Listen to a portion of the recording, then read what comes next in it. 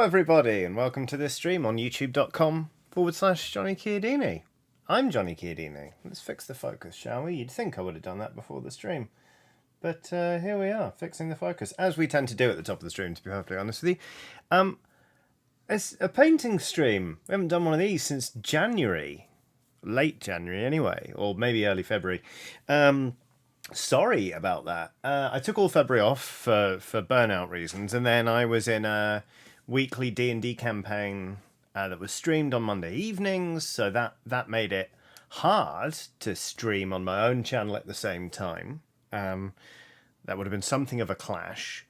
And now we're back, because that's over, and it's Monday, and I'm here, and you're here, and let's paint some things. I see H Hood says I'm here for the Aragorn voice, so let's don't let me disappoint you. Da, da, na, na, na, na. Let's paint some orc. I can't really do Aragorn, to be honest. Oh, that's not the right scene at all. Hang on. There's the right scene. There we go. Yeah, we're going to paint some orc today. What kind of orcs? A very good question. Not Lord of the Rings ones, actually, but we're going to be painting some orcs masquerading as humans. So you may be aware of this Blood Bowl team I've been kit bashing together for quite some time now. But basically, I realised, right, that there's a team in Blood Bowl that's the Imperial nobility that frequently gets abbreviated to Imperial Knobs. Now, in Warhammer, some orcs are referred to as knobs, N-O-B-Z. So these are Imperial Knobs. So basically what I've been doing is I've been taking black orc figures. I've been sanding off all of the orcish spiky bits, which has been quite a challenge in some points. Like sometimes you can sort of see, because I've not done a brilliant job here, you have to rebuild bits of the breastplate because you've hacked off bits of connecting like spike and leather and blah blah blah.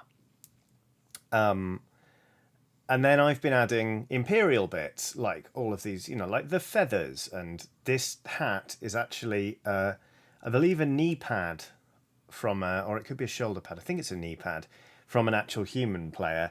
And then I painstakingly crafted pleated trousers onto every single player.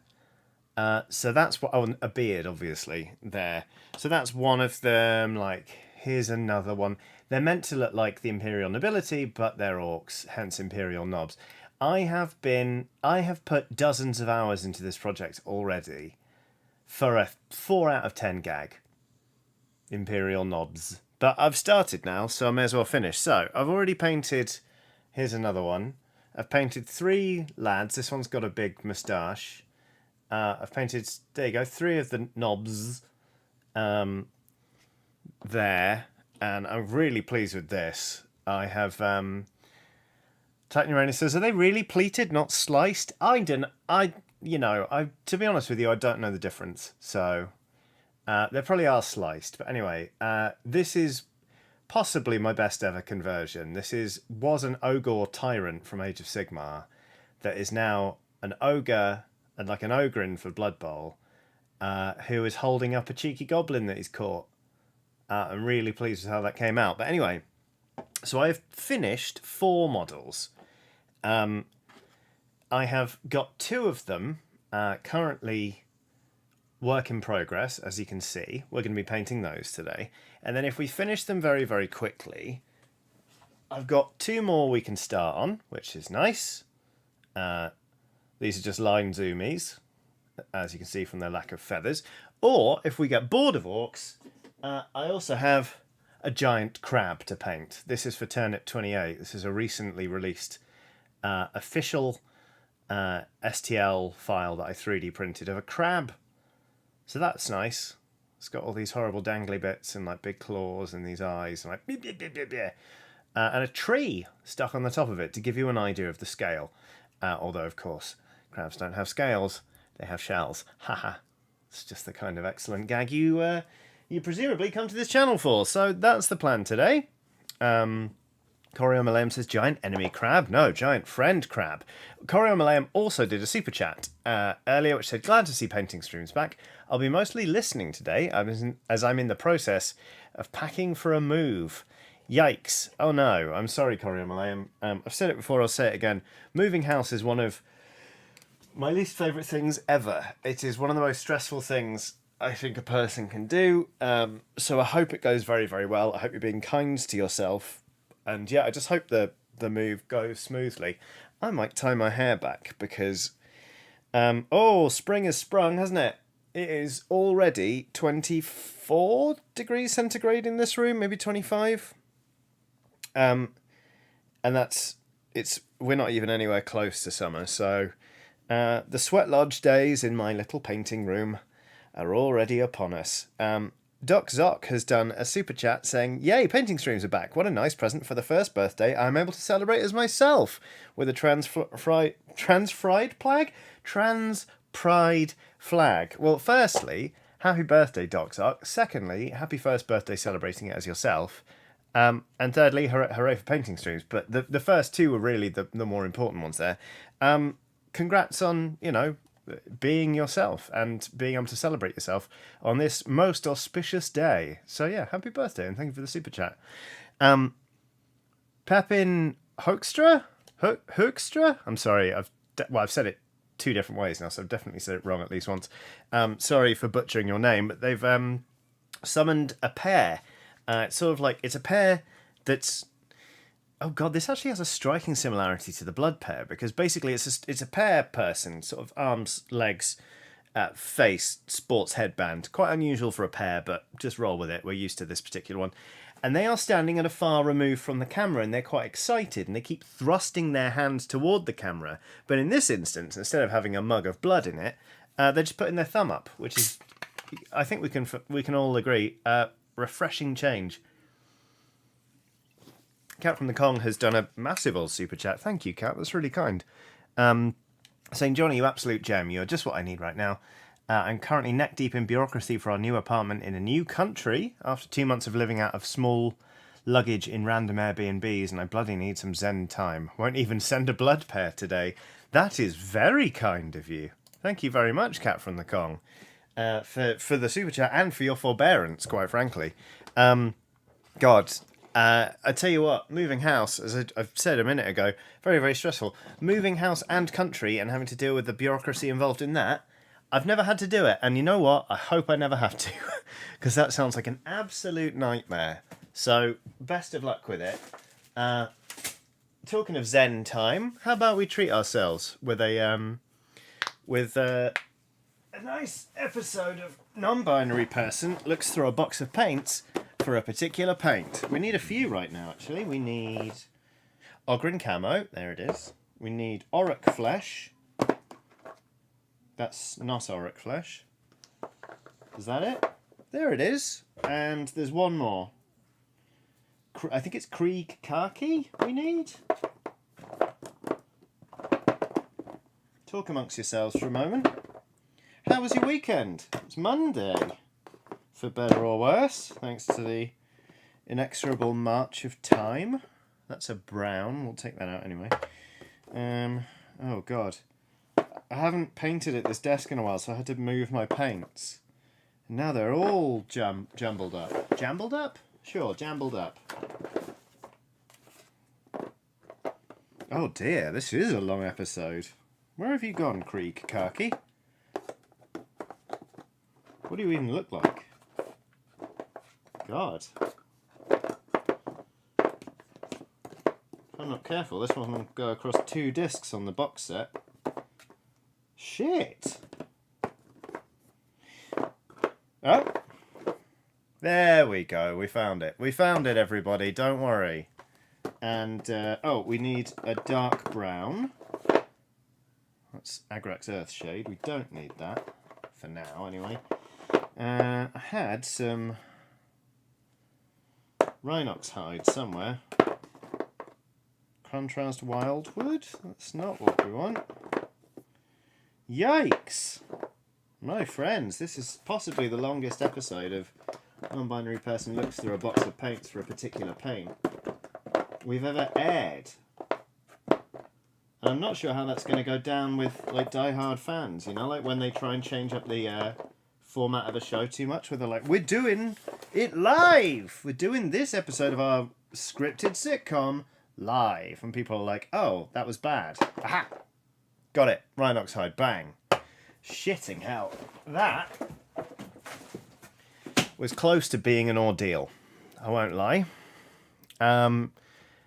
And I nearly missed a super chat from Ruthie Pinion that says, you finally convinced me to get into Blood Bowl. Yes! Got the Amazon team a few weeks ago and just waiting for my boy Glottal Stop to arrive. Oh, yes, please. Glottal Stop looks like such a good model.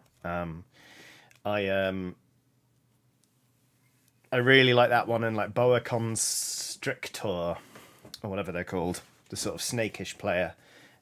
God, I haven't streamed painting in so long that I forgot that it's quite hard for me to read chat without my glasses on. Oh well. Mark Cohen says, sick of these, it's really a 10-hour movie shows. Right, okie dokie, we're finally ready to crack on in. What we're going to do is we're going to start off just quite quickly. We've just got some leather details to base, like some gloves and some belts. But then what I really want to do is start working on the skin on these Imperial Knobs, because I recently have been working hard on my layering. Because before, I always had what you might generously call a painterly style, which is to say, it was messy, but it looked good from afar. And then I was like, why is it I can only paint like this? What if I tried painting, you know, with smoother layers, more kind of cleanly, just to see if I could? And you know what? I've never painted skin in green colours and had it come out the way I want. So I really pushed myself. And you know what? It turns out it worked. So I'm really happy with the skin I've done on the other models so far. Like, that one's an example. It doesn't look as good on camera, if I'm perfectly honest with you.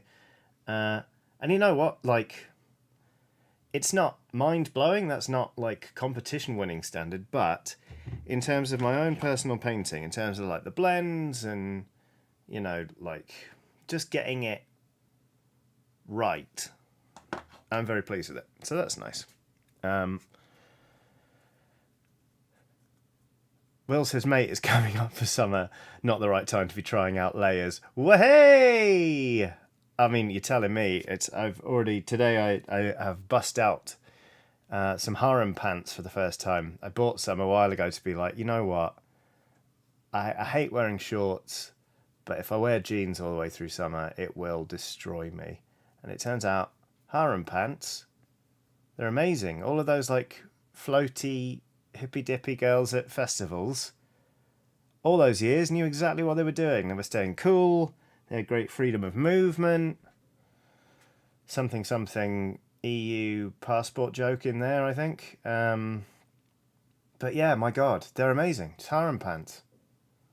They're great. I'm wearing some right now.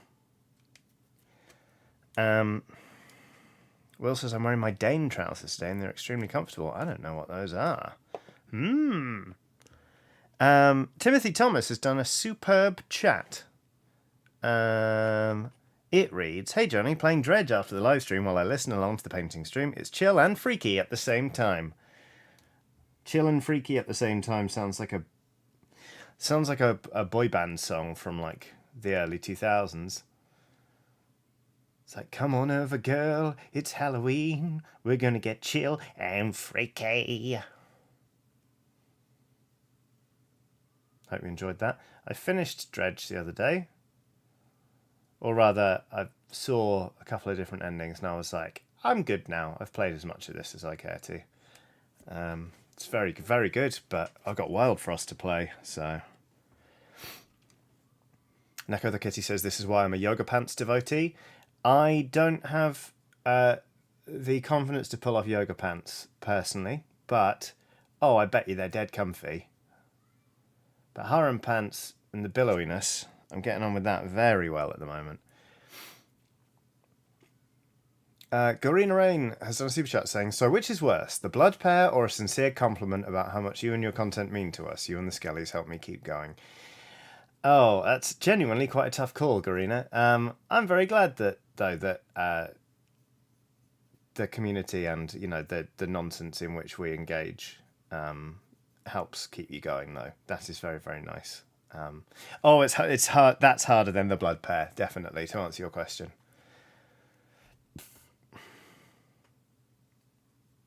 Yeah, sincere comments, they're harder. Sincere compliments, rather. Sincere comments are fine. Depends. If they're compliments, then it's hard, you know what I mean? Sam Street says, no spoilers, please. I'm near the end of Dredge and haven't seen the endings. Do not worry, not going to spoil it at all. I won't spoil it. It is, it's a lovely game to unpick at your own pace. So the last thing I'd want to do is take that away from you or anybody else. Not even my worst enemy. Maybe my worst enemy. Dark Zark has done a super sticker. Now you remember earlier I mentioned there was a pear standing far away from the screen and it looked excited and kept thrusting its hand toward the screen, and I said I was quite pleased that it was an empty hand, just with a friendly thumb up. Well, the worst has happened, I'm afraid. Reconjure that image in your mind, if you will, but don't think about the thumb being up on the pear's hand, because that thumb is engaged in holding onto the handle of a mug.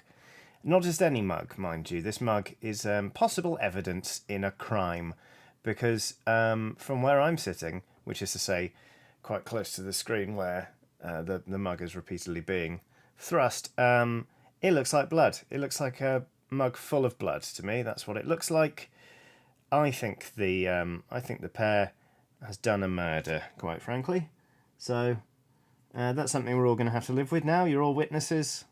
Well, no, you're witnesses to circumstantial evidence.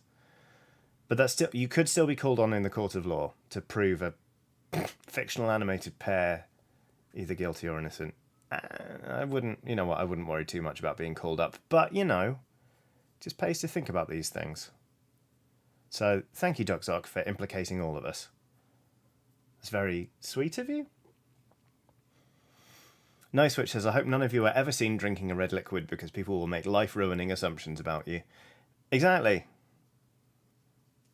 That's why, if every time I have a glass of red wine, after every sip, I yell, wine! So people know that it's wine and not blood. And that I'm enjoying the wine. Because there's nothing worse than seeing somebody... You see it a lot at theatres. Or just really beer-heavy pubs where they don't really think about their wine selection. Like, when you see someone order a glass of wine and then they go, like, sip, and you just see them go, like... It just makes me laugh a lot. But I don't want to be seen as one of those people who ordered wine and now regrets it, so I always bellow, wine! Claire de Bear has done a super chat saying, Johnny, please, for the King's Bank Holiday Monday on the 8th of May, can we play the King game and possibly not painting? I like the idea of dunking a king. I don't want to do anything even tangentially drawing attention to the fact that King Charles III is being coronated, if I'm perfectly honest with you. Even as a tongue-in-cheek thing, I don't want to be part of it because I think the monarchy should be abolished, and I think he's going to be a king worthy of the title King Charles. For those of you, if you're patchy on your British royal history, King Charles I was executed on account of being a shit king, and King Charles II signed into law the African Charter, which basically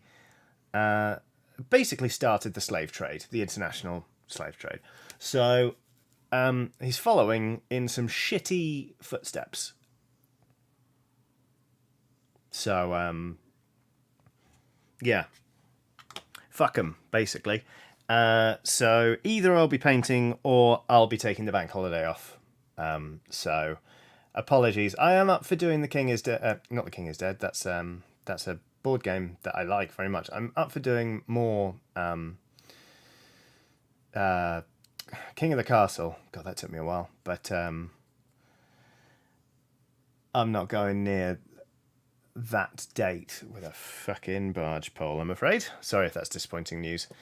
Selena Steele's on a super chat saying, "Blood for the blood pair." Thank you, Selena Steele. Skulls for the skull bowl, like fruit bowl. Skulls for the fruit bowl. I don't know, but blood for the blood pair. Sure, why not? He demands it. Who are we to deny him? Good old the blood pair. It was nice to be painting. I don't think I've painted in weeks. Things at home have been quite busy, so I haven't had time to sort of sit down on my own volition and just paint things. So it's nice to be rolling on this again. And I'm excited about all the new Turnip stuff that's come out. They've brought out like new mercenary cult rules and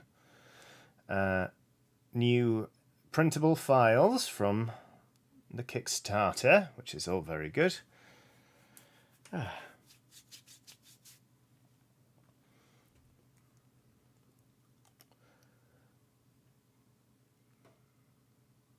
Nice Witch says, shout out to everyone who has to work bank holidays and resents all chat about how everyone gets it off. Yeah, that must suck. I kind of do sort of... I feel like I try and work them more often than not.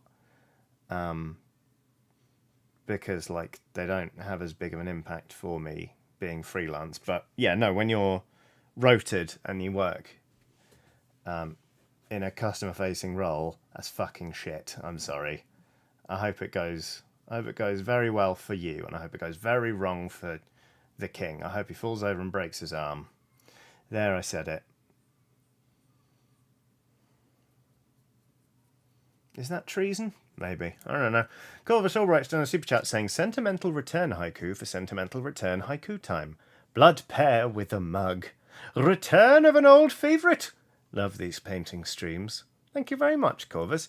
For some reason, blood pair with a mug really stood out in my head as being to the same tune as Fly Me to the Moon. Blood pair with a mug. But then it turns out, Let Me Play Among the Stars. Let me play among the stars. Wait! Let me play among the stars. Return of blood pair with a mug. Return of an old favourite. Fly Me to the Moon starts out like a fucking haiku. Corvus, we're through the looking glass here. Oh my god. Dum dum. A lizard with grandiose ideas. It's another very, very good username. Has done a super chat saying, hey Johnny, you're awesome. Thanks for all the comfy content.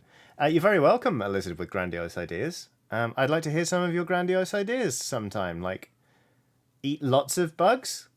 Find a very flat, hot rock on which to lounge. Oh, it's nice to think about the dreams a lizard might have, depending on the size of the lizard. Obviously, like, a Komodo dragon's grandiose ideas would be like, eat child. Eat human child. But lizards are just nice, aren't they? My partner and I are genuinely thinking about getting a pet frog. Because we're building a large they are building a large tropical terrarium for plants. And then we were like, oh, with some minor adjustments, this would be really suitable for frogs, actually. And then we were like, maybe. So we're looking into it anyway. Like the easiest ones to start with, I think they're called, you can call them white tree frogs, even though they're green. Or their other name is dumpy tree frog. Might get a dumpy tree frog. Neko the Kitty says, Lil Forg, thoughts on names? Apparently, they have really strong personalities. So we've sort of agreed that if we did get a couple of Forgs, we wouldn't name them until we'd spent some time with them. Because sometimes you just got to vibe it. Like Scout, one of our two cats, was originally called Cleo.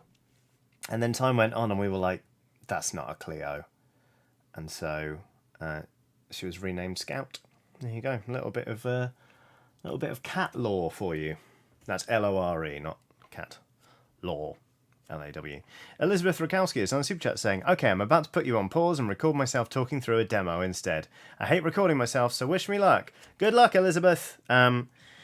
It's you know what? It's actually been a very long time since I've had that thing where I hate the sound of my own voice, but I remember it being absolutely fucking dreadful. So fight through it. You've got this, and it's really, really weird. It's really weird when you push through that barrier and suddenly you can hear yourself. But also, you just said you hate recording yourself, not necessarily hearing yourself. So I hope the recording goes well as well. I hope it all goes well. I hope nothing ever goes wrong for you ever again, Elizabeth. There we go. Alex Simpkins done a super chat saying, "Do android lizards dream of electric flies?" I don't know, Alex, but that's... Yeah. Also, oh, hang on. No, it's a dinosaur. I was like, what kind of reptile is that? And wow, I'm going grey. Wait, hang on, put your head back in there. Now tilt it. Why is it so hard for you? I'd make a shit weatherman. Not that weathermen have to do this, but all weather persons. Anyway, there's grey hairs going on in there. It's a dinosaur. I was about to ask Alex whether your profile picture is a crocodile or a gator, and it's neither, turns out. So, talking of gators, no spoilers, but I watched the film X last night from A24. That's a very good film. I liked it very much, and I loved the opening shot. I thought it was brilliant. So there we go. I'm in A24. They tend to make very good films. I really loved Bodies recently as well. I'm trying to watch more horror films, and it's so far going quite well, and it's nice. I've missed watching them. So making a concerted effort is pleasant. Will says, "I love it when the weather presenter sticks their side of their head into the camera." Exactly right. And there's going to be a cold front coming in here. There we go. That's what I was talking about. I'm starting to get like a bunch of greys like on the side. Am I going to get wings? Like Paulie in The Sopranos? I hope so. And then I hope that's where the similarities between me and Paulie end.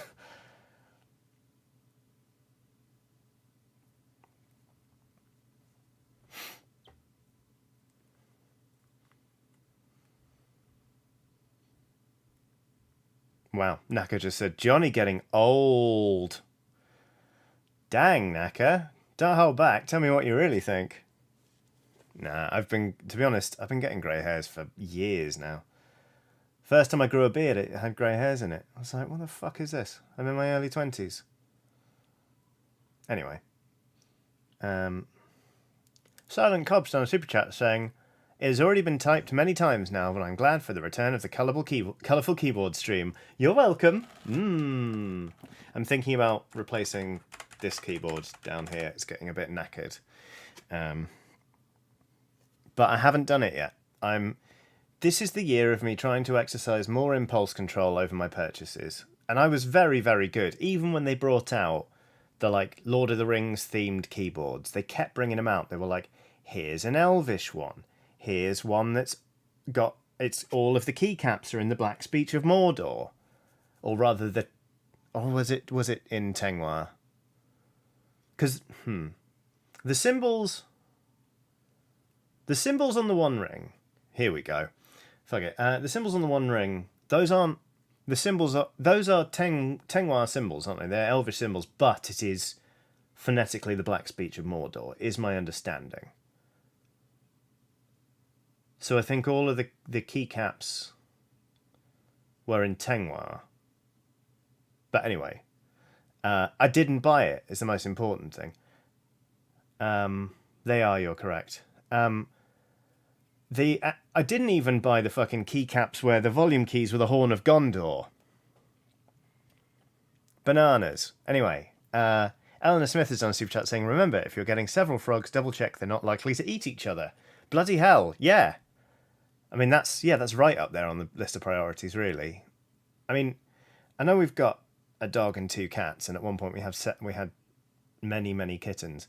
But we do have a general policy of not getting pets that are likely to eat one another in this house. So, yes, we will be very careful about that. Thank you very much for the reminder.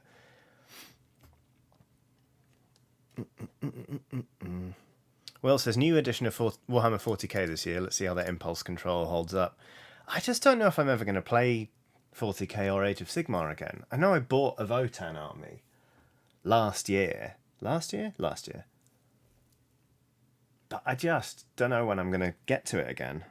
I don't know. We'll see. We'll see. I don't think I'm going to buy a new army. But then that's the test of impulse control, really, isn't it? In a nutshell.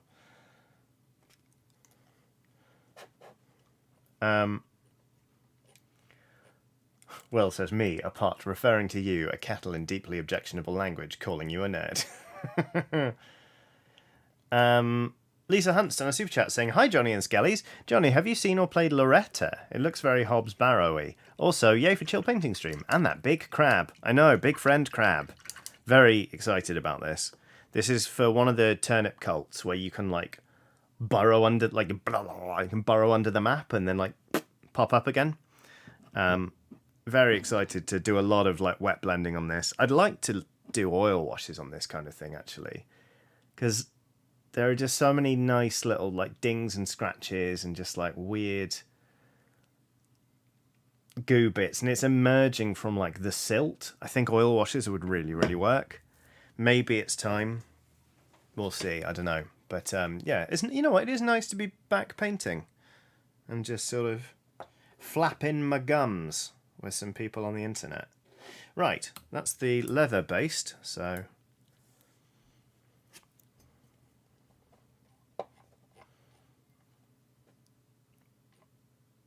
Oh, I missed Will's earlier message. I need you to understand this, that I'm saying from my glass house, hoofing stones like nobody business, but wow, that's a nerdy fucking question. Yup. Still. Well, it's 32 minutes past 4 now in London, and we started talking about Lord of the Rings, 4 minutes ago? 28 minutes? It's definitely not, it's not our best, but it's not bad for the average, is it? Selena Steele says, wait, what is the crab model from? It looks sick. This is from Turnip 28, which is a skirmish game designed by Max Fitzgerald, who is a lovely, like, really wonderful illustrative artist who did work on, like, Mordheim for Games Workshop, etc. And just generally makes, like, slightly cursed looking fellows. Like, I've got another thing here, like the head and body of this soldier are from Turnip, and there's like a little turnip in the hat, and he's sort of, you know, wearing a full frogmouth helm, but also like a weird furry hat. And there's this guy who's got like a Napoleonic beak head. Like, Turnip 28 has so much atmosphere. I bloody love it. Oh, and shit, there's like, this is a thing from Turnip. Can you tell I'm prepping to paint a load of different cults up? This is called the Grand Bombard, and it is a huge cannon. And that is some resin that pooled in there and dried weird. It's just, I love it. It's one of my favourite skirmish games ever. Harmon Casey has done a super chat. The super chat is of, let me see if I can get this right. That would be their left hand. It's a thumbs up emoji, and then like a winking tongue out emoji, and then an okay, like, emoji. Thank you very much, Harmon. I hope I did it justice there by trying to imitate it. Lucy says, hi, Johnny. Hi, everyone.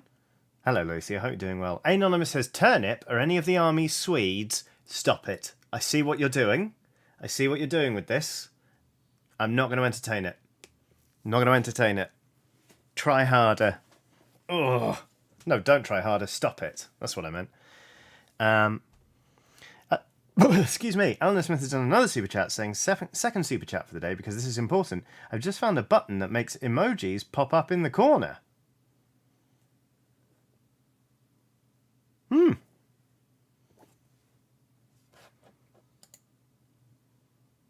Yeah. Yeah, I think I know what you mean.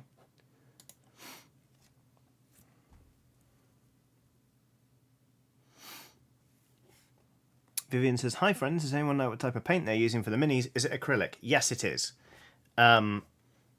Yes, I use a combination of Vallejo paints. They're all water-based acrylics, and Citadel ones as well. They are non-toxic acrylics. It made me realise, I literally only thought about this today, but all of those years I've been like on this channel and Dicebreaker been like, drink your paint water.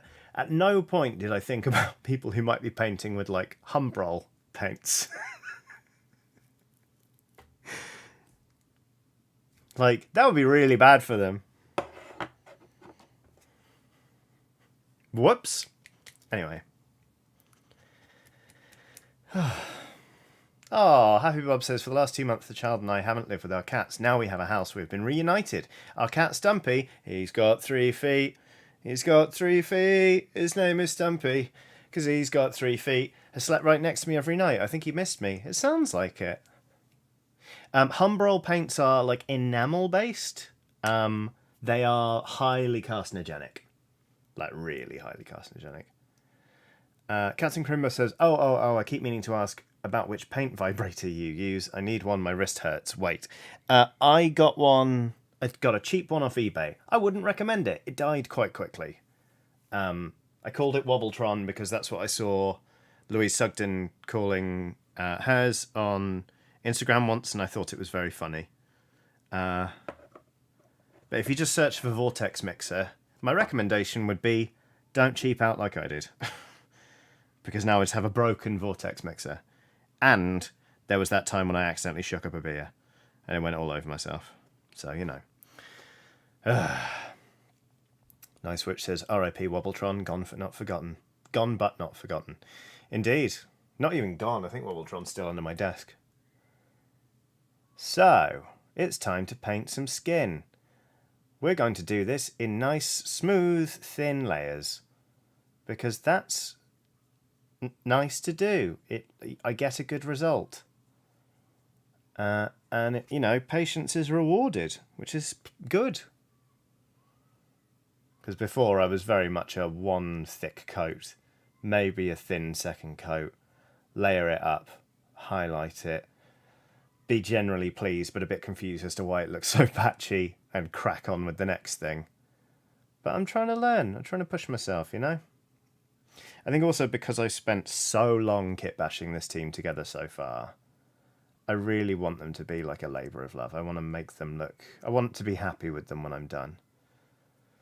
Because the funny thing is, like, I do tend to get through quite a lot of models. I paint relatively quickly, and I like galloping through a project, and I like starting a model and having it done on stream. Like, I, generally speaking, left to my own devices, I'm a relatively swift painter. But that kind of means that, like, for example, when I started the Blood Bowl season this year, I got my Norse team out, and I looked at them and I went, I can do better than that. Like, immediately. First match of the season with a new team, and I was like, if I painted these now, they look better. And it's just like, oh, okay. Like, and I know that part of that is just improving with any craft. You can be like, oh, well, I could do better than that now, but it was really marked, I think. Like, I'm still pleased with how they look, but they're not, like, amazing. So, just trying to slow my roll a little bit. And also just kind of take time and enjoy it. Because what's the point in doing a hobby if you find it to be work? That's not hobby, that's work.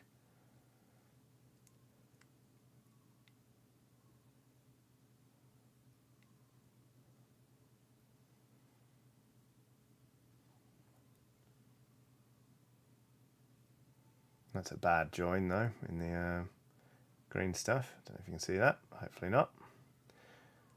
I'll just never draw attention to that where anyone else can see it. Will says paint harder on the strings of your martyr. Wow. Is it 2005 already? In fairness, that album was banging.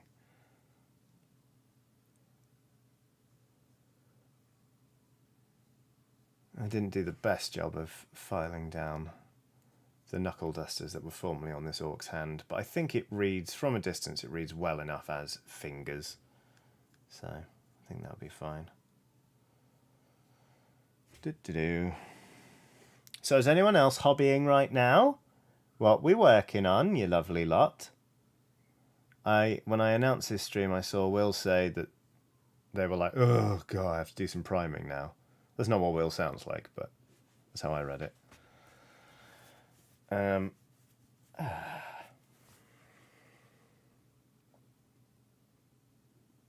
Cat from the Kong says, nope, at work. Meow. Marissa J says, knitting a rainbow headband for my cousin. Nice. Eleanor Smith is playing Wild Frost. The soundtrack is better than I made it sound just then. Oh, it's bloody lovely, that game. And the soundtrack, it turns out, is on Spotify and other music platforms, which is good. Because, ditties. Will says, time to give a spray can a lovely bath. Yeah. Ooh, MJ says, planning my next tattoos. Very nice.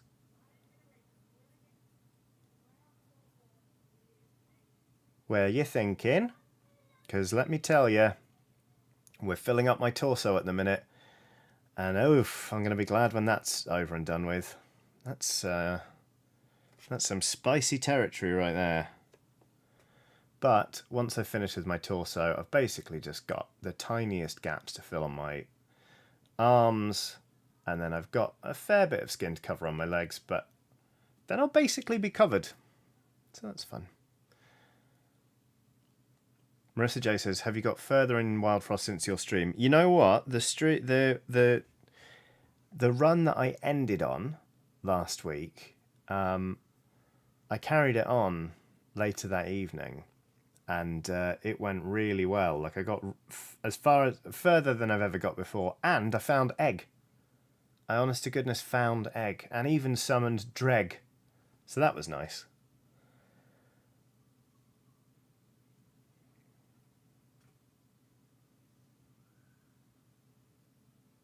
Ooh, I was chatting with someone on Saturday evening who'd got their first tattoo on their knee.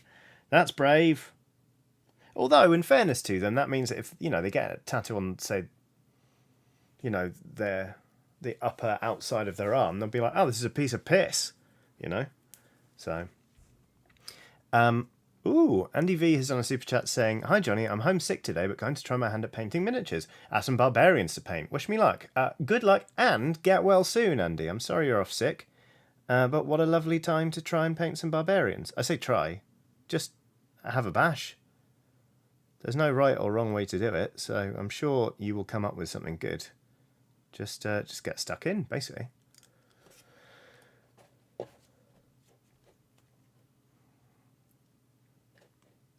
Petroleo says, Johnny, I always wondered, if you're comfortable sharing, do you have any tattoos done by your spouse? My first and only tattoo is a 45cm flank piece. Bloody hell.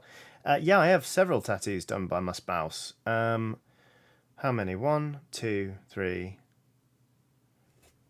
4, 5, 6, 7, 8, 9, 10, 11, 12, 13, 14?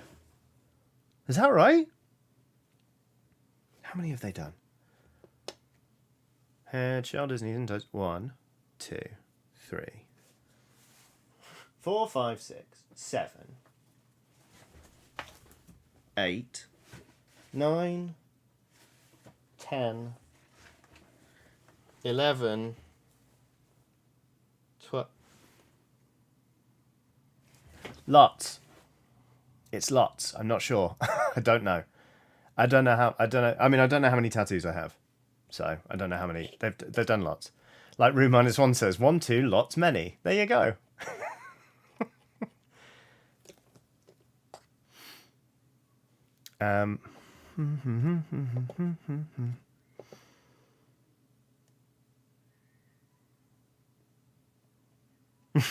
Jupiter Mon says, welcome to this standalone episode of Non-Binary Person Counts Tattoos Done by Their Spouse. This is really annoying me now. 1, 2, 3. Why is this so hard? 4, 5, 6, 7, 8. Yeah, okay. Did I get that one? Fuck. I must have done. Fuck. 1, 2, 3, 4, 5, 6, 7. 5, 6, 7. I'm driving myself up the wall. This is ridiculous. 1, 2, 3, 4. 5 on that leg. 5 on that leg. There's 5, 6, 7, 8. Okay, so that's 8. 9, 10, 11, 12. It appears to be 12. Fuck, that was hard. I don't know. Weekend Mini says, "Hi Johnny." This is a super chat saying, "Hi Johnny. I saw the Immortal Orks Venture clip, and it made me wonder if you've ever heard 'If We Were Vampires' by Jason Isbell and the 400 Unit." No, but I'll put it on right now. So I listen to music.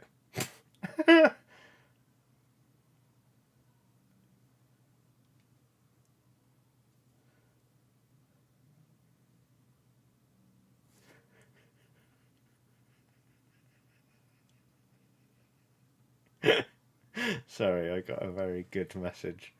Right. If we were vampires. If we were vampires. Listening now. Congrats everyone, we've pivoted. We're now a music reacts channel.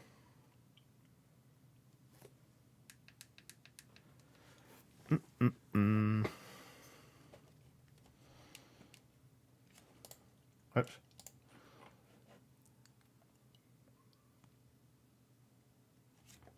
Shells are great and powerful, aka P Noctum, has done a super chat saying 1, 2, 3, I give up. Thanks, Shells. That was difficult and frustrating, but a bit of fun. Cody Wilson's done a super chat saying, "Hi Johnny, been a while but came back for the painting. Wishing you good vibes." Thank you very much, Cody, and welcome back to both of us. It's nice to be painting again, it really is. Especially, well, this song is nice. Especially given this team is like a real labour of love and is my team for next season in our Blood Bowl League. I'm going to do one season with the Norse and then play these for a season, and then I'll bring the Norse back. I like this song a lot. But I'm really pleased with how these are coming together, and like, I really like this green, like orc skin, orc flesh rather. It's just very nice. And then when you mix in some like Ogren camo, you get a really nice sort of yellowy tinge to it. It's just very pleasant, basically.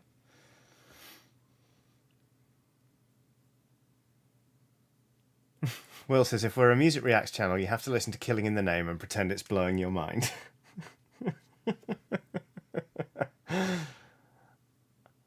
I couldn't do it. Like, I know John Denton, who's got like a very successful music reaction channel, and like, I think he's a perfect kind of guy to do it, because like, he's really passionate about the things that he's passionate about, but also like is really open-minded and will throw himself into things. I don't think I could carry it off. I honestly don't think I could pull off a reacts channel. Or keep up the enthusiasm, if I'm perfectly honest with you. But hats off to everyone who does. Rogue Monitor's done a super chat saying, "I didn't realise your partner did tattoos. Do they ever walk up to you and start eyeing up blank patches? Bracket, sorry for the penny, but the app is weird." No, do not worry. There was a time when they were apprenticing when they had to keep practicing. And there was one time it was at my desk. and they walked in and went, "Hey, I'm tattooing you tonight. Think about what you want." And I was like, "Okay." And I had like 2 hours to come up with something, and I didn't have anything. Well, at first I wanted the Ice King's crown from Adventure Time, to the point where they had it drawn up and they had like a stencil made. We were ready to go, and I was like, "Oh, I don't know about this. Oh, I don't know about this. I don't know. But suddenly, I don't know about getting an Adventure Time tattoo. What if the show turns bad or blah blah blah blah blah?" And I just freaked out. And they were like, "Okay, well, what do you want?" I went, a tooth." So now I have a molar tattooed on the inside of my ankle. Tattoos. They don't always have to be deep and meaningful. Sometimes they can be a tooth because your partner needs to practice. I never get my legs out anyway, really, so, you know. Also, it's quite a good tattoo, which is pleasant. But sometimes people would try and start conversations about tattoos, like especially like in bars and stuff, where people are like, "Oh, what do they all mean? Like, tell me what they all mean." It's like, firstly, no. If they all had meaning, that would be for me to share as and when I want to with the right people. And secondly, they don't all have meaning. Very few of them have meaning. Like, what does this one mean? It means I had disposable income and a day off, you know?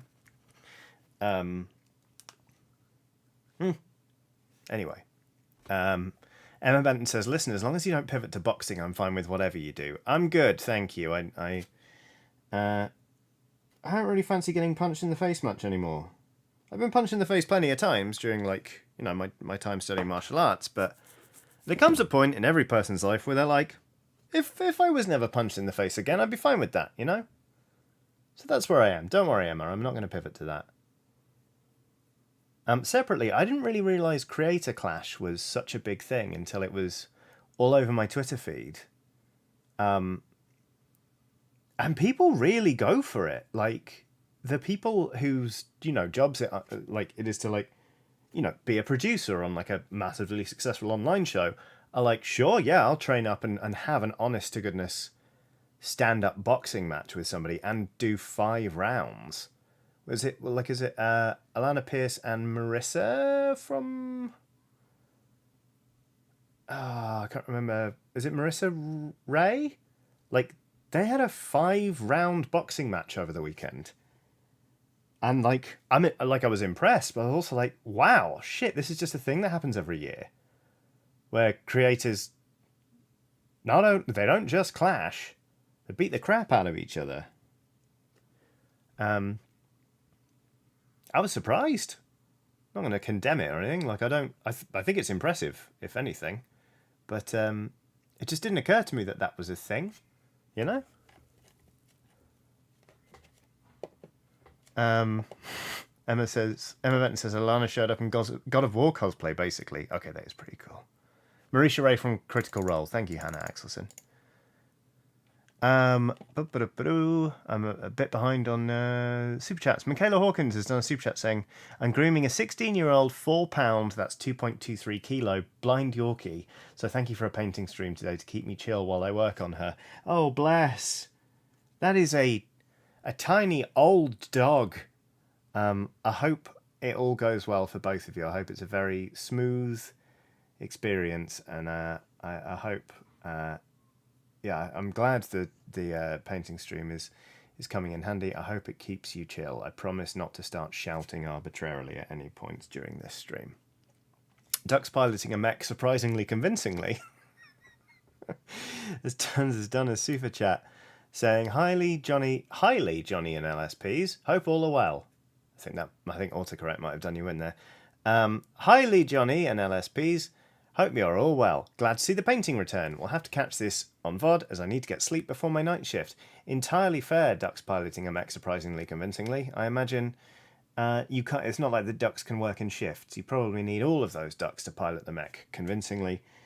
So yeah, all of you go roost, go sleep before the night shift. And then have a nice night shift. I hope it all goes well. I hope any colleagues you have to deal with are pleasant. And do not suss out that you are an indeterminate number of ducks. Good. And if you're watching this on VOD, hey, how was work? Quack, quack, etc. Right. I need a sip of water. And then I'm gonna put some trivium on. That's what I'm gonna do. Oh, Haiku Rai has done a super chat saying, I love your tats and I've wanted to get some for a long, long time, but I feel like it's hard to get ones that actually fit. E.g., yours are amazing. I'm too scared to get tattoos before I figure out how to do that. Just look at artists that you like. Just start looking at lots and lots of different artists. And with any luck, you'll see a style and be like, what? Like, wow, I didn't know that existed. That's what I want.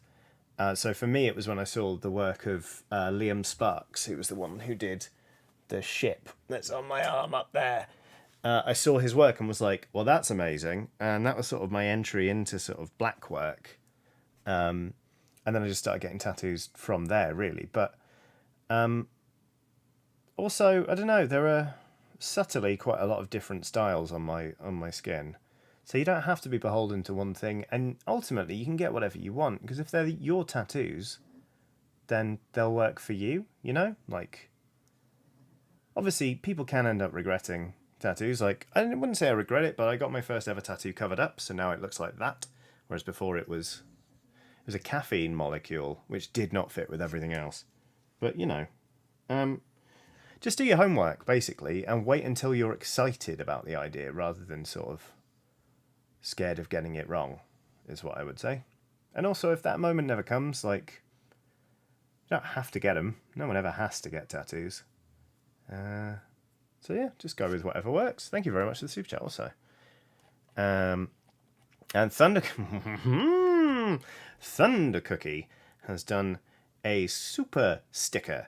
Now this super sticker is of a peach. This peach is unlike the pear that I mentioned earlier in that it's not got arms and legs or anything. It just seems to be your common garden variety peach. But,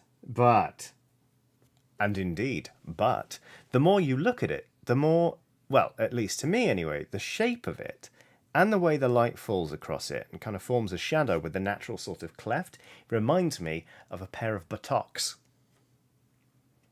It looks like a butt to me. That's why I said butt in the way I did. There we go. Is it crass? Yes. Am I ashamed? No. There you go. That's the wrong paint.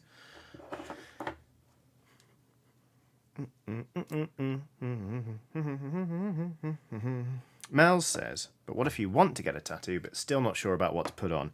There comes a point where you have to sort of just jump. You know? Because, like, not everyone who gets a tattoo is, like, in there and they're like, this is exactly it. Here we go. I've never been more certain of anything in my life. Like, I have a tattoo of a tooth on my ankle, and I like it. I like it a lot. It doesn't mean anything.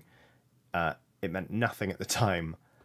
And it was literally just so my partner could get in some practice, you know, like, so I think basically the reason, like, for example, the reason people are like, oh, tattoos are so addictive, I don't agree with that, is that basically getting your first tattoo can be quite intimidating. It's quite a high barrier to entry. But once you've done it, you know what it's like to go into the studio, you know that people aren't mean, and you know what to expect from the experience and what healing it's like, and yada, yada, yada. Basically, it lowers the barrier to entry, and so you're happy to go again. And then, you know, yeah, some people do decide that they want to keep going, and, like, there was definitely a tipping point with me where I was like, oh no, I'm definitely going to work until I've got full coverage. Like, that's what I want to do. But that was a conscious decision. But basically what I'm saying is that, like, there comes a point where if you want your first tattoo, you sort of just got to get your first tattoo, really. And that's, you know, I'm not saying go out there and get, like, butt fart done on your knuckles tomorrow or anything. Like, obviously, you know, it's worth putting time and care and attention into what you're getting and where. But you'd be surprised how, for something so permanent on your body, you'd be surprised how little conscious, like, dedication to that thing it can actually take. I think partly because bodies change all the time. Like, my face looks different to how it did, like, 5 years ago, like, drastically so. My body shape is different. Like, as you've already seen, I'm getting some greys, I'm getting wrinkles, like, our bodies change. And obviously it can feel like a big change when you go in somewhere and then 2 hours later you've got like a Naruto headband tattooed forever across your forehead or whatever. But I don't see it as that significant of a thing, really. So I don't know. But yeah. Jake has done a big old super chat. Thank you very much, Jake. That's very, very generous. Saying, howdy, Johnny. I'm glad to see you're back from your hiatus. This is the first stream I've caught live since you've returned. I hope you're all rested. On a side note, I started using tracing paper for my wet palette, and it's been working well. Ooh. Interesting. Because at the minute, I'm using some bad greaseproof paper that I bought from a shop and was very disappointed with. So I might try tracing paper. Thank you for the tip, Jake, and for the super chat. That's very kind. And yeah, it's nice to be back from hiatus. And it's nice to be painting really slowly. We've been going an hour, and so far I've painted the gloves and one layer of skin on these things. I think we can all agree that that, for me, is a huge change of pace. And I think it's going to be for a better end result. So there we go. Snow Ninja Cat says, is that a crab? Yeah, it is. It's a big old crab from Turnip 28. Eventually it's going to have like dudes on top of it, like with guns, like they're riding on like a howdah. Yeah, I'm very excited. It's going to be fun. Cameron says, oh shit, I forgot I have stuff to collect from the game shop tomorrow. What you getting, Cameron? Nice Watch says, had to dip for a bit there while I was booking in my butt fart tattoo. What are we talking about? Nothing. Just, just the importance of being sure.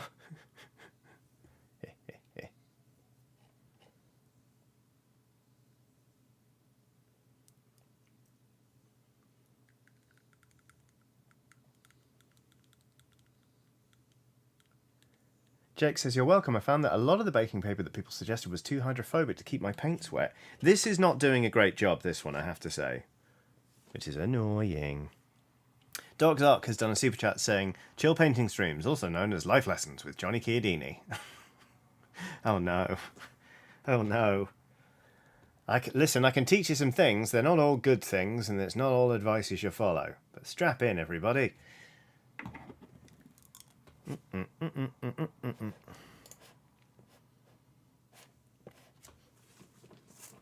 Camera says, just sprays. Enough green for my orcs and a red for my future world eaters. Very nice. Very nice indeed. Oh, sorry.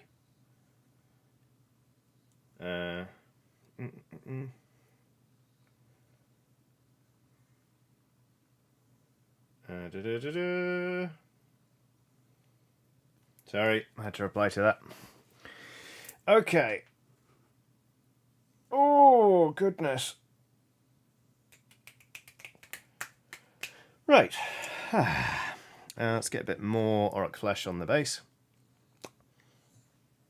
Snomp and Bass says, now remember, kids, when all else fails, blah, blah, blah, blah, blah, blah. Words of wisdom by Johnny Chiodini. Yeah, that sounds like me. Blah, blah, blah, blah, blah, blah, blah, blah, blah. We do have fun. Sometimes I worry that people tune in, not having watched streams here before, and they're like, what the fuck is going on? But, well, if people are being put off, it's only because the content is off-putting, hey? So, what am I worrying about, really? Anyway, we're going to do a second coat of this green, which is going to go a bit faster, because we've already got one coat down, haven't we? Look, I'm probably going to do a third coat. Look at me. Dun, dun, dun. Dun, dun, dun. Oh, Trivium, just very good. I was sad when the man stopped screaming, but still.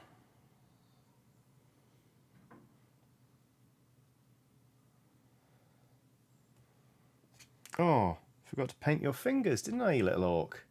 You little orc bastard. Manuel Rivera says, in fairness, Johnny, that is what happened to me and why I stayed. Oh, good. Okay, I'm glad. I have to say, I do like... I mean, I could just do it in OBS, actually. What am I saying? Like, there's a isn't there like is there a feature on Twitch where like if like a raid happens, it auto plays a clip for those people, and it's like, hello, here's an overview of this channel, or am I getting confused here? I should make a new channel trailer, basically, is what I'm saying.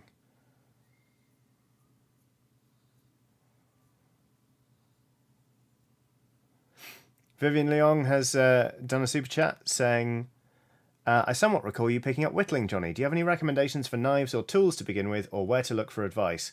I would recommend your good friend YouTube. Specifically, there is a channel called Carving is Fun that has a very good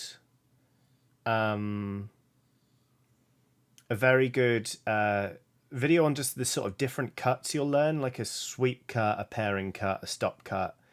And those are like the three cuts that I use most regularly. And they also have a very good tutorial on how to whittle a nice little fox. I followed that tutorial, and now, to be honest with you, like, I'm not the best, but I know about different cuts. I know about cutting with the grain so I don't crack the wood, and I feel comfortable enough to sit down with a little piece of balsa wood and just have a go and see what comes out of it, basically. Also, my partner got me a set of Beavercraft knives, and they are fantastic. Like, they're really, really good. So I can highly recommend Beavercraft tools. Other than that, where's my other whittling knife?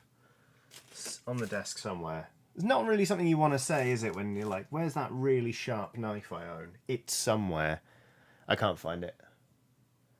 Oh, it's at Beavercraft. Are really good. So, I think a decent price point, but also I'm really impressed with the quality of the tools. Get cut-resistant gloves. Just do it. I won't go into detail because some people are squeamish, but I found out the hard way that these knives are very sharp. Wear gloves. Just wear them. I think I had to not stream painting for a couple of weeks, actually, when I found out, when I taught myself that little lesson. So, yeah. For reals. Cut-resistant gloves. I've got a super chat here from Edward Horseman saying, thank you for the chill stream, Johnny. Well, I try to return to normal life after an amazing experience in Lord with the HCPT. HCPT.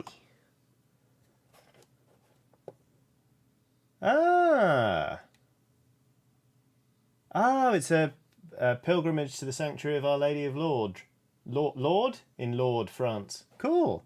Oh, congratulations on the pilgrimage. Not often. I mean,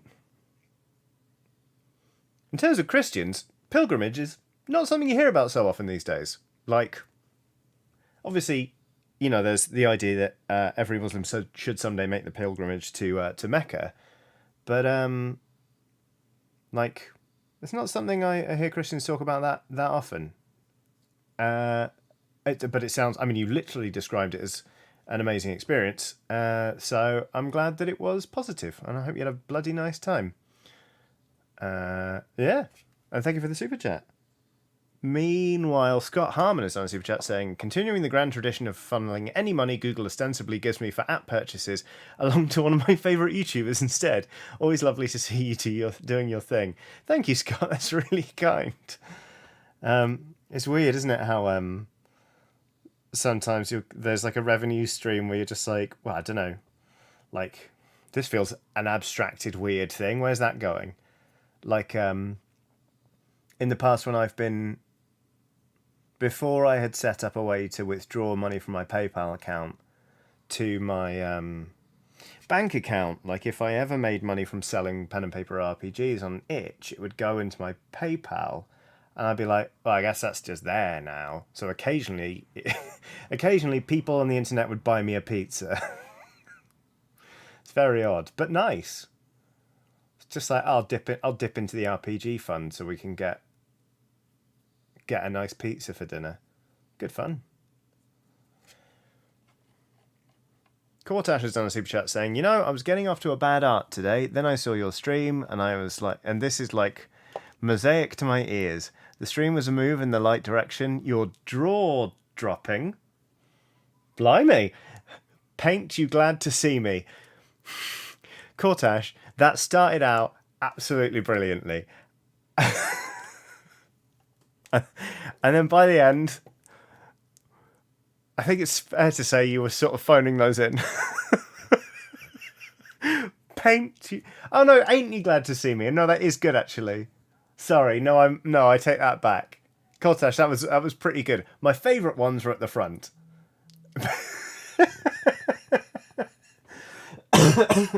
Good times. Thank you very much. That was very good fun. Oh goodness. La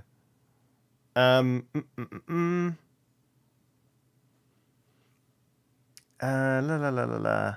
Ali Thorne says, Johnny, where does one buy brushes?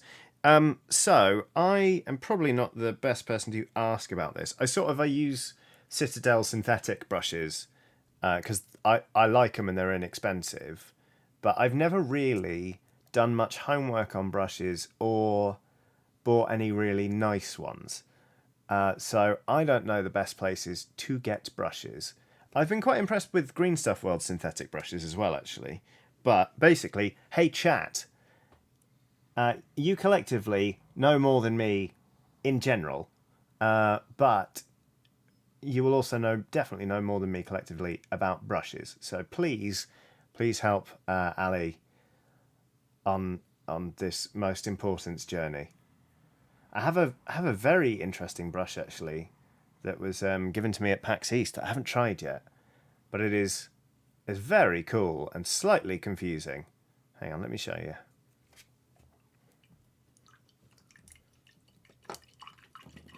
Yoms has done a super sticker that says vibes. Thanks Yoms for the vibes.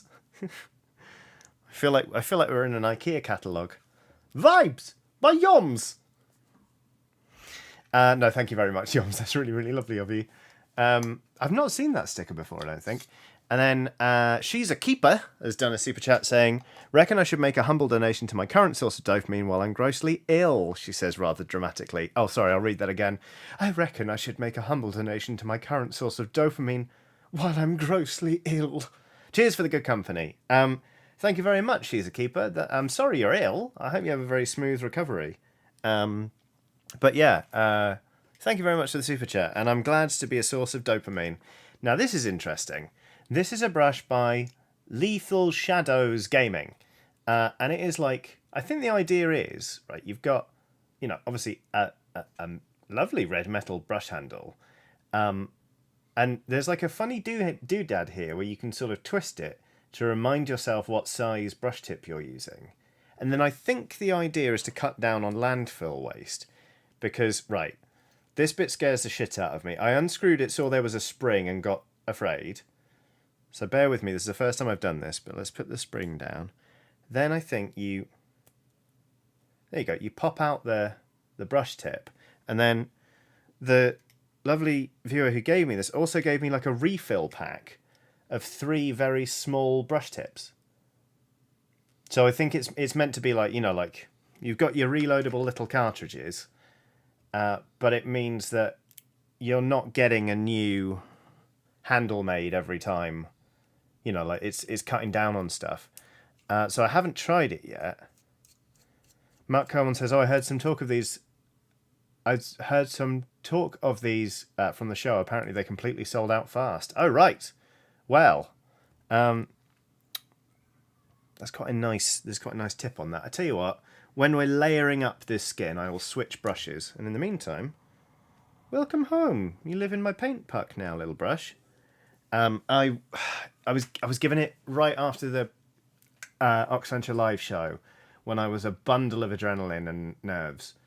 So I cannot remember who gave it to me, which makes me feel very bad. If it was you, anybody, either watching this on VOD or live, please let know, because thank you again. Okay, right. But before we can layer up, we must finish the base coat.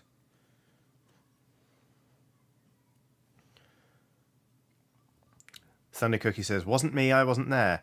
Cool, thank you.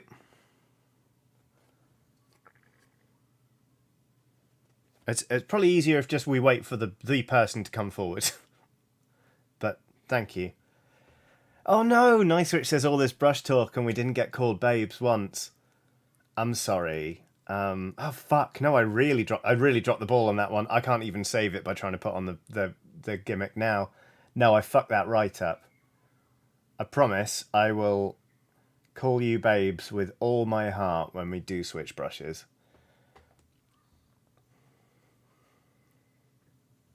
Haiku Rice says the PAX Live Oxventure show was one of the funniest Oxventures ever. Thanks. Good. I haven't watched it back yet because I was struggling so hard in the first 45 minutes or so. They really brought it, and it was a challenge, fun but a challenge nonetheless. So.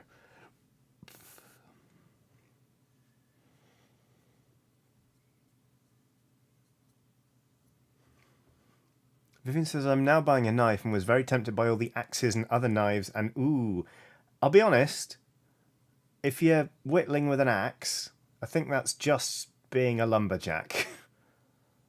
Who am I to say, actually? I don't know. Screw it, why not? Whittle with an axe if you'd like to.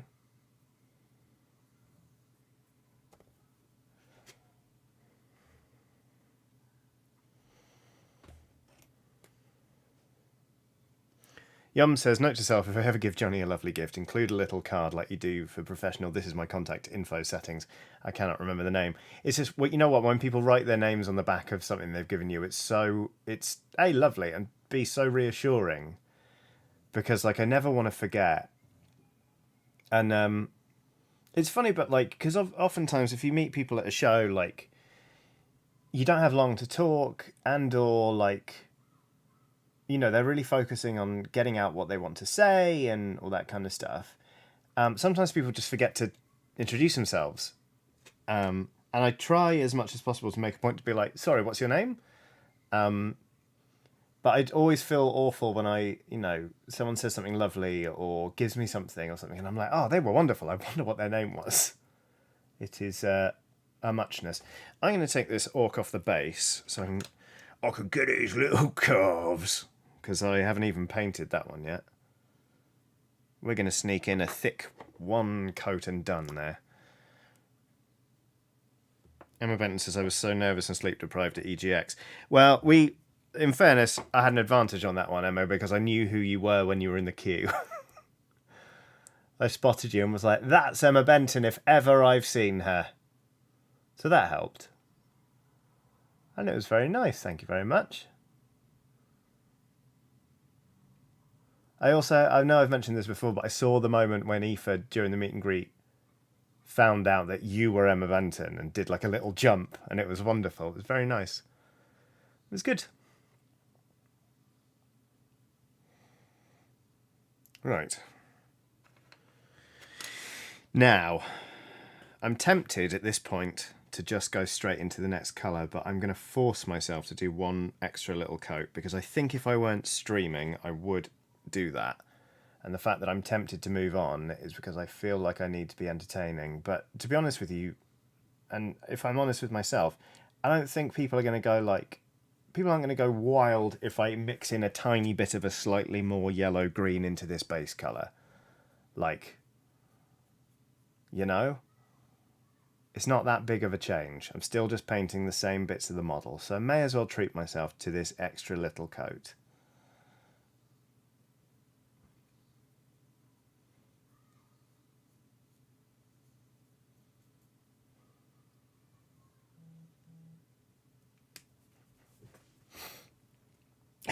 Eleanor Smith says, okay, everyone, we need to remember to go wild. I'm not saying you can't go wild. I'm just saying I reckon I can get away with this extra coat. Hope so, anyway.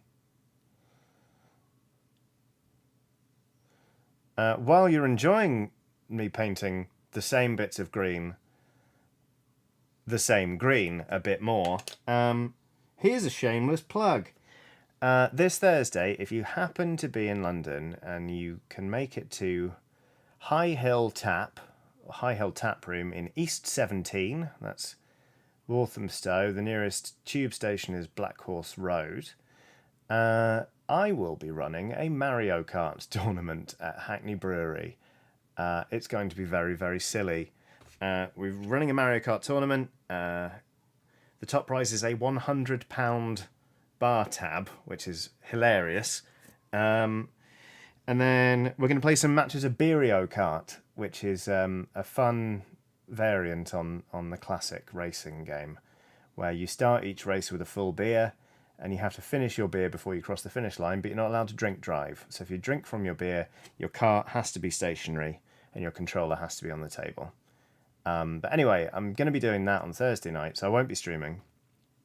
And if it goes well, I'll be allowed to do other sort of monthly events at the brewery, so that'd be lovely. Will says, just a one-day event, or will I have to stay another day? Boo! Severin Tiger, wait for this. This is a gift. So 5 drinks worth then by London prices.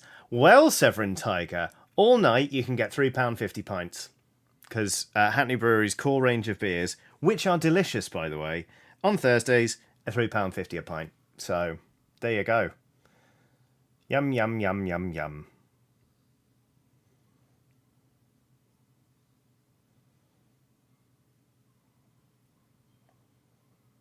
God, I love it when people give you that segue. But Johnny, isn't that what? Alex B says, Jesus Christ, that is an actual bargain. I know! So if you want to compete in the Mario Kart tournament, a ticket is £5, but that includes a pint of beer, which is £3.50. So basically your ticket is £1.50. Or if you just want to come and watch some Mario Kart and have a beer, you can do that. And it'll be nice. So there we go. That's my plug.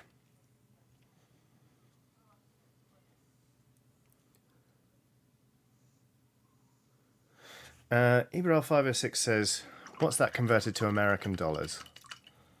I don't know. 350 GBP to USD is $4.32. But bear in mind, this is a UK pint, which is 568 ml, which is bigger than an American pint. So there we go.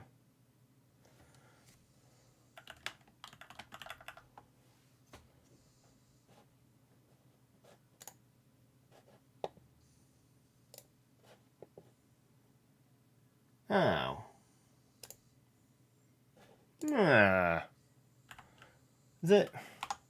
I'm sorry, but the Warhammer Fest Previews 2023 slate has just been released, or at least I'm seeing it for the first time. Saturday, 9 AM, Warhammer 40k. At noon, there's Warhammer Underworlds, Warcry, and the Middle-earth strategy battle game. Sunday, Age of Sigmar, at noon. 2 PM, Horus Heresy, okay. Warhammer the Old World, in fairness I am kind of interested in that. And then Monday is Warhammer Kill Team. Where's Blood Bowl? Little a Blood Bowl? As a treat?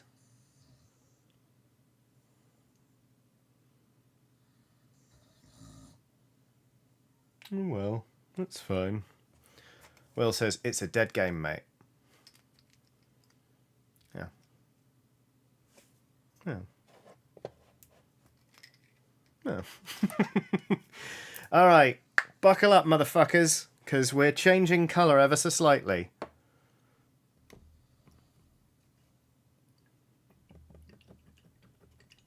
Oh, live event. Oh. Oh.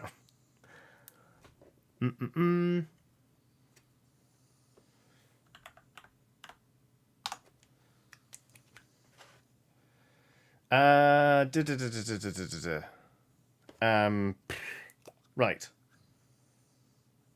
Orc flesh. Here we go, everyone. I know you've been excited for this. Yes, everyone's going wild. Here we go. Now we've got some Ogren camo. It's another green, but look, it's lighter and it's got some yellow in it. Yom says, this is why I sent the vibe sticker, Johnny. Your vibes are immaculate. Thank you. That is very kind. I know, everyone. Whoa. Try not to... Let's go, says She's a Keeper. Here we go, everyone. Boom. Straight in there. I'm mixing paints. Have I... Is that too much? Is that too big of a step? No, that'll do, actually. All right. We did it. Bang. Right first time. Now get with this, everyone.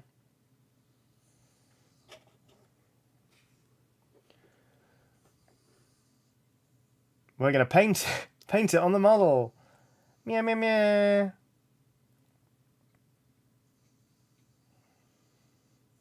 We're giving it a fairly broad application. Whoa! Somebody stop them. I'll never be a pro painter.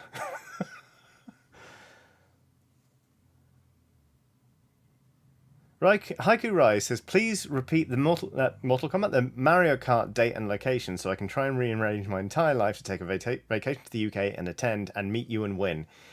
Well, it is this Thursday, the 20th, at 7 p.m. BST at the Hackney Brewery High Hill Tap on Black Horse Lane in London. It probably sounds to you like I'm making all this up, but these are all real words with geographical impact.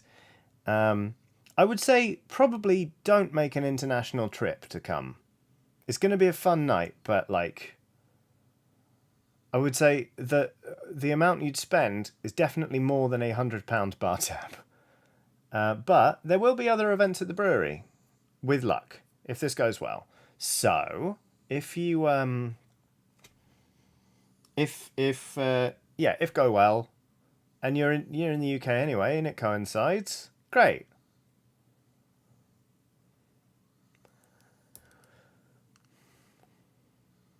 Oh Christ! Okay, so Thunder Cookie's done a super sticker that I've never seen before of like a blue fellow who's got like their head in their hands like this, and they're wearing a sideways yellow baseball cap, and they go like whoa, and some text over their head says incredible. Thank you very much, Thunder Cookie. I really like that sticker. I've never seen it before in my life. Hannah Axelson, meanwhile, has done a super chat saying, bam! There is a sudden clap of thunder, and suddenly the Greek goddesses Hera, Athena, and Aphrodite stand before you, demanding that you choose which one is the most beautiful. Who do you pick? Well, this is... I mean, because we're talking about Greek gods, obviously this feels like a trap, but this feels like a trap. Hera, Athena, and Aphrodite. I mean, Aphrodite was the goddess of, like, love and fertility, right? Would she expect me to say that it's her and be affronted if I didn't? Athena was, like, knowledge? No. Yes. No? Yeah, Athena was all smart. Which one was Hera?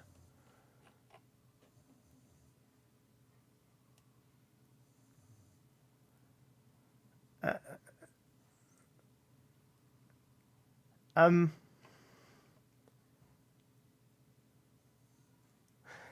feel like Aphrodite's going to be annoyed with me, but Hannah, I'm going to say Athena, because that's one of my favourites.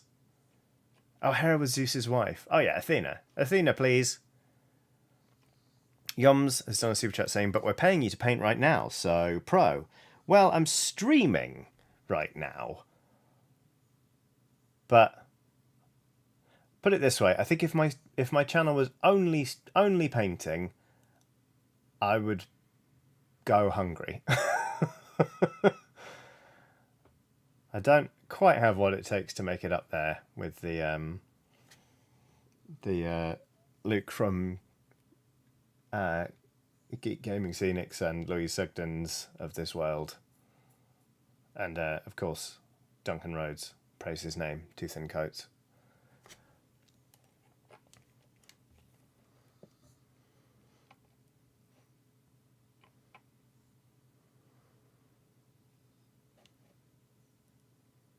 Dark Zark has done a super chat saying, should this Mario Kart event happen again on a day I don't have an appointment with my psychiatrist, I will fly in from Germany. I mean, it would be one hell of a trip out, wouldn't it? So, the future ones at the brewery, we're going to sort of rotate between things. So we'll do Mario Kart again sometime. But my hope is we'll do different events each time. So, like, I'm going to try and get hold of, like, an entire rock band kit, for example. And have like, a night of rock band karaoke. Or like do a Jackbox night, because I think that would be really good fun. Stuff like that. Anyway, look. I've done an extra layer on the... Oh, that thing is dusty as fuck. Well, that probably would have helped, wouldn't it? Hours ago. Wow, that looks so much clearer. That's hilarious. Whoops-a-daisy. Sorry, everyone. I've done... That's hilarious. I've done a layer of this combo colour, and I don't know if it's going to show up. But there we go. Nice, which says a Night of Donkey Konga. I'd love to do that, can you imagine? Okay, Hannah Axelson says, good choice. I love asking that. People always come up with so many interesting reasons for their choices. Okay, cool. I don't know why, but possibly because Greek gods. I was like, I'm in danger. God, I cannot believe I didn't clean the webcam before. Entire rock band sets are extremely expensive these days, sadly. I figured they might be Mr. Tom for the win. Also, hello, Mr. Tom for the win. Twitch.tv/Mr. Tom FTW. I have a contact with somebody who has one, I believe. But I don't know. We're going to sort of just see what we fancy and what might appeal to people, because obviously, like, I'm pushing this quite hard on social media and everything, and like, you know, I want people to turn up because, you know, they know me and they trust that I'll make a good evening. But also, we want to appeal to like locals in the area who are like, oh, I don't know who this Johnny person is, but I'll pop in for some Mario Kart, sure. So we'll see.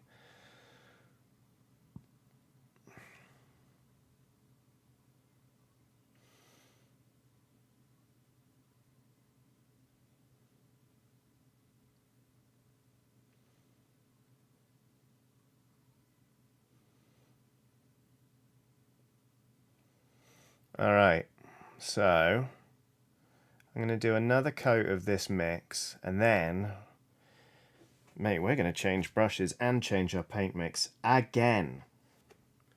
You heard it here first, folks. Hold on to your butts. Your own butts, please. Or if somebody would like you to hold their butt and have given you their express permission, make sure you take care of your own butt before helping others.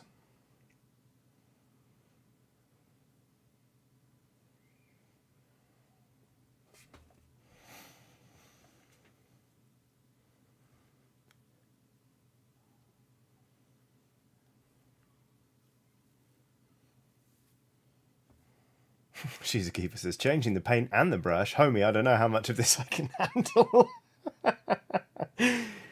Okay, treating painting like it's like MLG sports is very funny. I mean, I'm easily amused, don't get me wrong, but...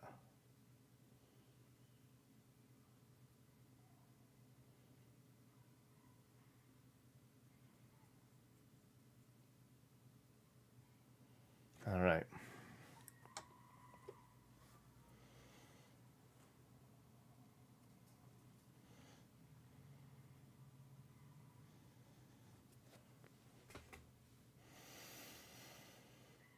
Michael Berthelsen says, health and safety gone mad, I tell you. Taking care of your own butt before others with consent. Absurd. I know.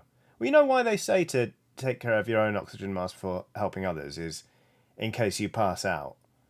Because if you pass out and a person can't do their own oxygen mask, then you're both not wearing an oxygen mask, you know?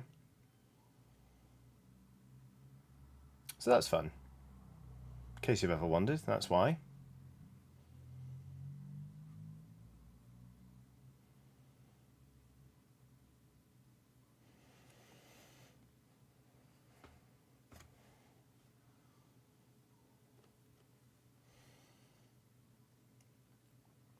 I think it would be quite niche, but in terms of the gaming evenings, but I would love to do one that was like, can we complete X in one night?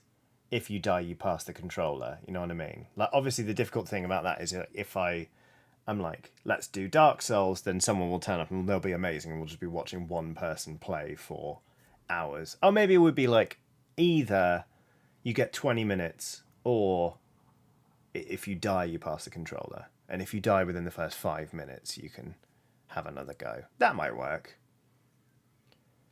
That would be fun. Maybe. I mean, it would be amazing if we got enough people out to... If we got enough people out to do it, I think it'd be good fun.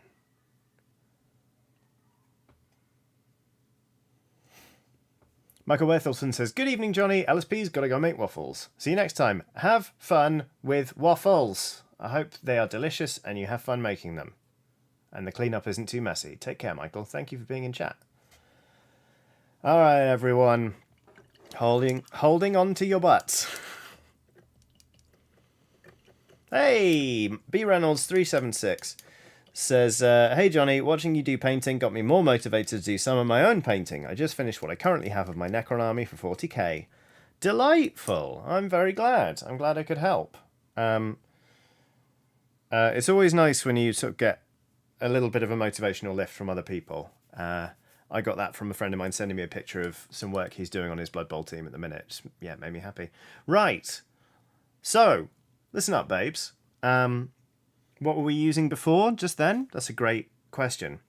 We were using a synthetic Citadel Colour synthetic small layer brush, which explains why that took a while. I meant to use the small base brush, but it doesn't matter, because now we are moving on to this Lethal Shadows Gaming weird, like, cartridge brush that was very kindly gifted to me at PAX East by a lovely Skelly pal. So here's what we do. Like, it looks really good. It looks really versatile. Like, I think the weight of the handle is something I'm going to have to get used to, but like, I think it's actually going to be like pretty great. And we're going to test that out right now by getting a mix of Auric Flesh and Ogryn Camo. We're throwing a little bit more Ogryn Camo into the mix now because we kind of want to bring out that sort of yellower tone. And sort of just layer it up. So we're going to be applying this to like more select areas on the model. And just generally just trying to layer up that musculature a little bit. Oh, I forgot to shade! That's what I didn't fucking do. I didn't pin wash these bastards. Alright, well, okay. We're going to do this layer, then we're going to pin wash, and then we'll get back to... Shit. That's where I went wrong.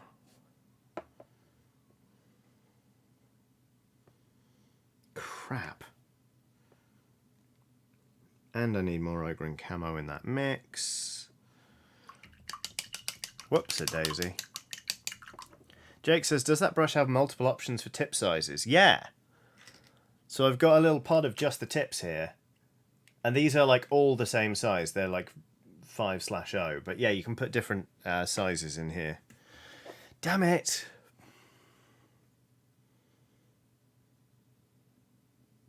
Oh, that's annoying.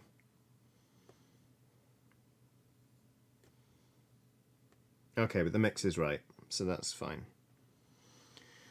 Curses! Is it? Yeah, it's okay. It's alright. Alright. Ooh, irritating.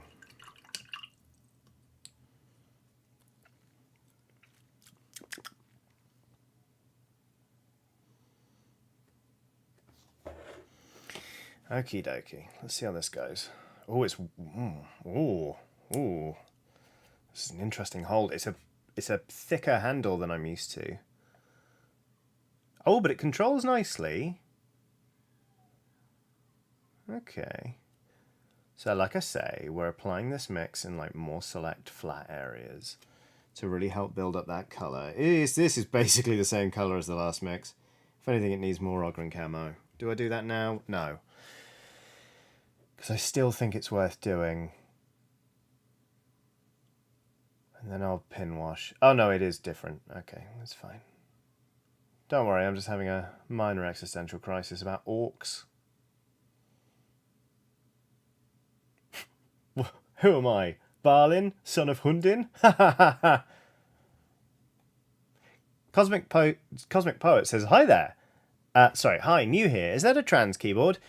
So these keycaps are actually, they're like a bento set. So like it's hard to see because obviously it's horribly out of focus, but like the control key here is like a bowl of ramen.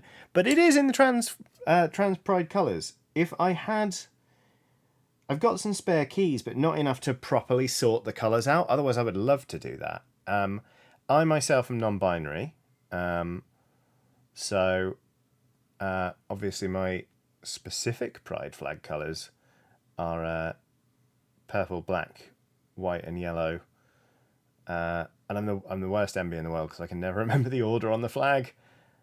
But, so basically, no, I did not buy this with trans flag keyboard in mind, but I sure as shit am not sad about the coincidence. So there we go. There you go. Just Man Bun says, it is in my heart. There you go. Also, hi. Welcome aboard, Cosmic Poet. I'm Johnny. These are some nice people in chat, commonly referred to as the lovely skeleton pals. It's just sort of a nickname that has stuck with them, or LSPs. Will says your specific pride colours are an aesthetic fucking nightmare, IMO. Just the worst. I'm glad I'm bi, so I also have access to the best one. The bi flag is gorgeous. And yeah, I'll say it. We don't have the best colours, but it's nice to have a flag and be like, that's mine, that is. It's good. Like, I belong to a bit of that. It's very nice. Anyway, hi, sorry, Cosmic Poet. I was trying to sort of give you a clue into the channel. It's a pretty chill place. We play video games. As you can see, we paint little miniatures. We talk about a lot of different things. Not infrequently, butts and Lord of the Rings. And yeah, I hope you like it here.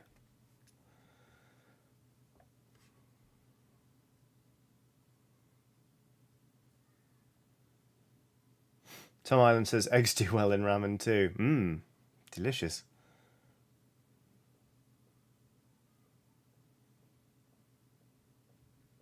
This, I'm really struggling to get to grips with this handle so far. The weight is different. And that's not me saying bad, but I'm struggling to find the right place to put my hand on the grip, if I'm perfectly honest with you. But we'll adjust, won't we? Yes, we will.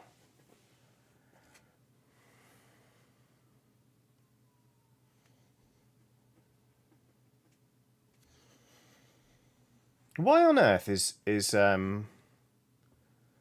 chat trying to claim that you're not all nice? You're nice, deal with it, chat. You're nice people.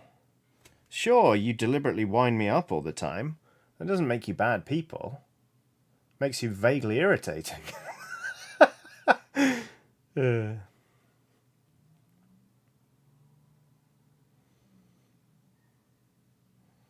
Sorry, chat, you're nice. Deal with it. Haywire says, we are horrifically cursed, however. Cannot argue with that. You're slightly cursed. There's a big difference. Zega Genesis says, even me, Johnny. You are an exemplar of the art form, Zega Genesis.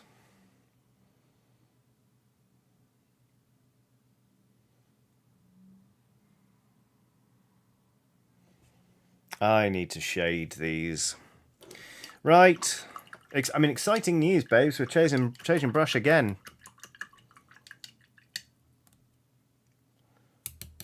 Oh.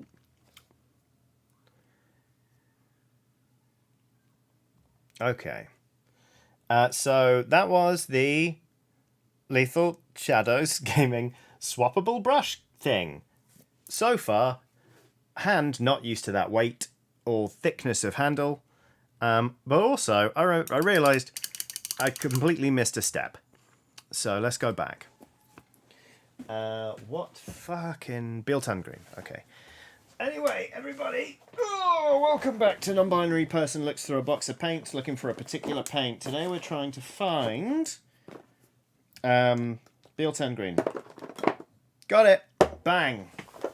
Easy. 1 and done. 2 and done. I knocked a paint against my head, I suppose.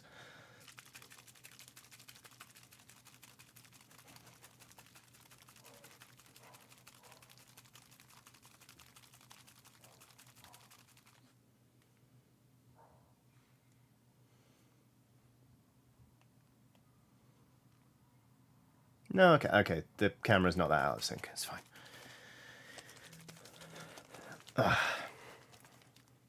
Some guy sitting down says, "Isn't paint toxic?" Not all paint. These are non-toxic acrylics.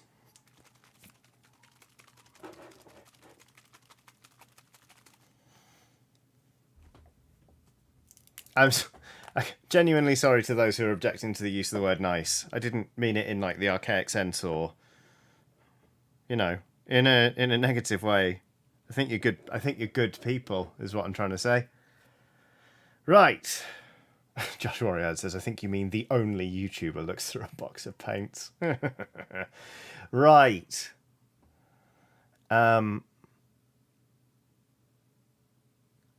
So now we're going back in and we're very selectively applying Biltan green to some recesses to help build up muscles.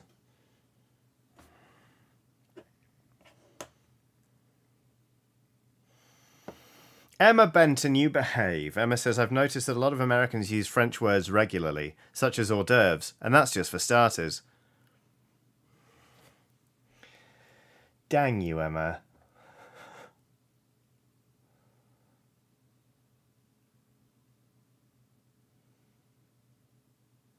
Yep.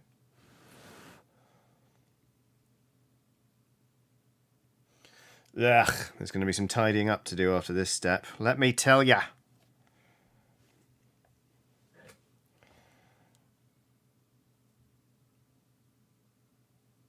Emma says, "I thought it was great." It is quite good, in fairness. I'm sorry.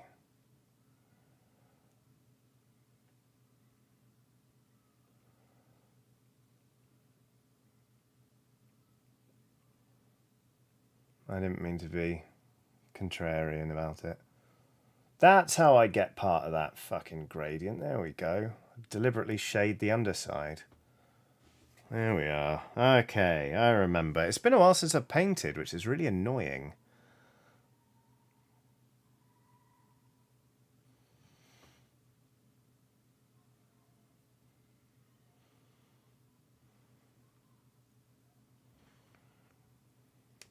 That's how we did it. I remember. And then I can tidy up that blend. Okay, we're good. We're back on track.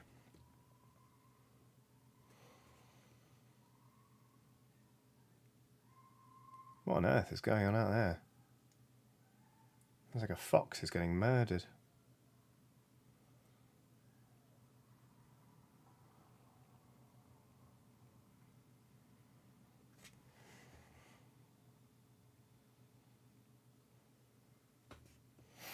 Marissa J says, "Banshee?" I mean, they're a long way from home if so, but maybe. Let's not rule it out, shall we?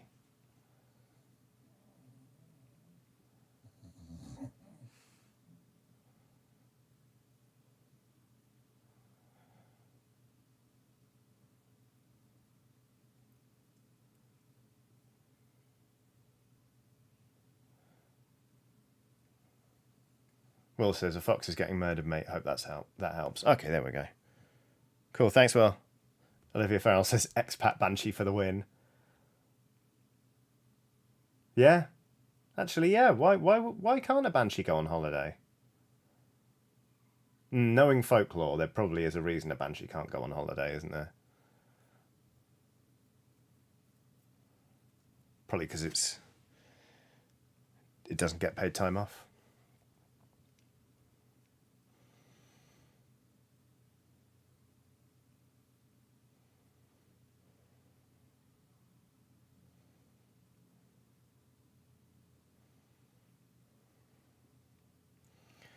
Right, okay. Oh, that's an annoying setback. But it does look like there's more of a gradient now, which is helpful.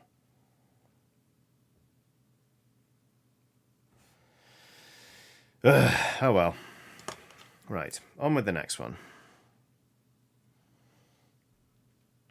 It's fine.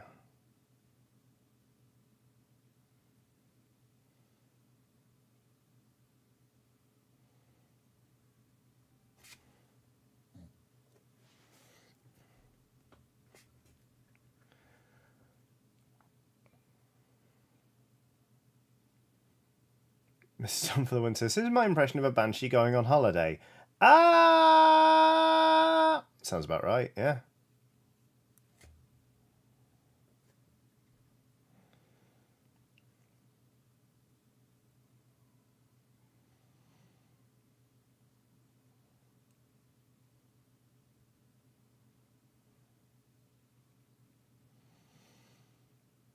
Ugh, I'm so annoyed I missed this step. At least I caught it before I'd gone much further with the layering and stuff, but it's still irritating. Anyway, in about 5 minutes we'll take a little break. And then we'll paint some more. And then what's everyone got planned for the rest of their day, huh? Two of my friends are hanging out, so I might see if I can go see them quickly. But I don't know. Need to think about what to make for dinner, etc., etc. Isn't it annoying to have to take care of things routinely? You know what I mean?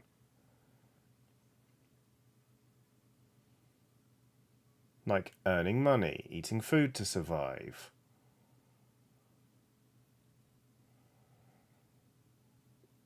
Paying rent and bills, like... Feels like someone really fucked up somewhere along the way if this is how society is structured. And by someone, I mean capitalists. BRLs376 says, do some world building, make some dice for a friend's birthday this weekend. Very cool. That sounds really good. Olivia Farrell says, I'm heading home to hopefully get a bit more of The Hobbit reread and do a spot of writing, after I've been fed, of course. Lovely. I haven't done any writing in a while, and I'm kind of itching to get back to it, but I've had this thing happen. It does happen not infrequently when it's been a while since I've worked on either of the sort of two projects I've got on the go, is I get nervous about going back to them and like putting my mark on them, and I have to go back and reread either, you know, like a decent chunk of it or the whole thing, which between them is like 35,000 words or something. So it's like trying to get back into it each time takes longer and longer, and it's just I just need to find the time more routinely to just get some stuff out. It doesn't even matter if it's good or not, just to get stuff down on the page.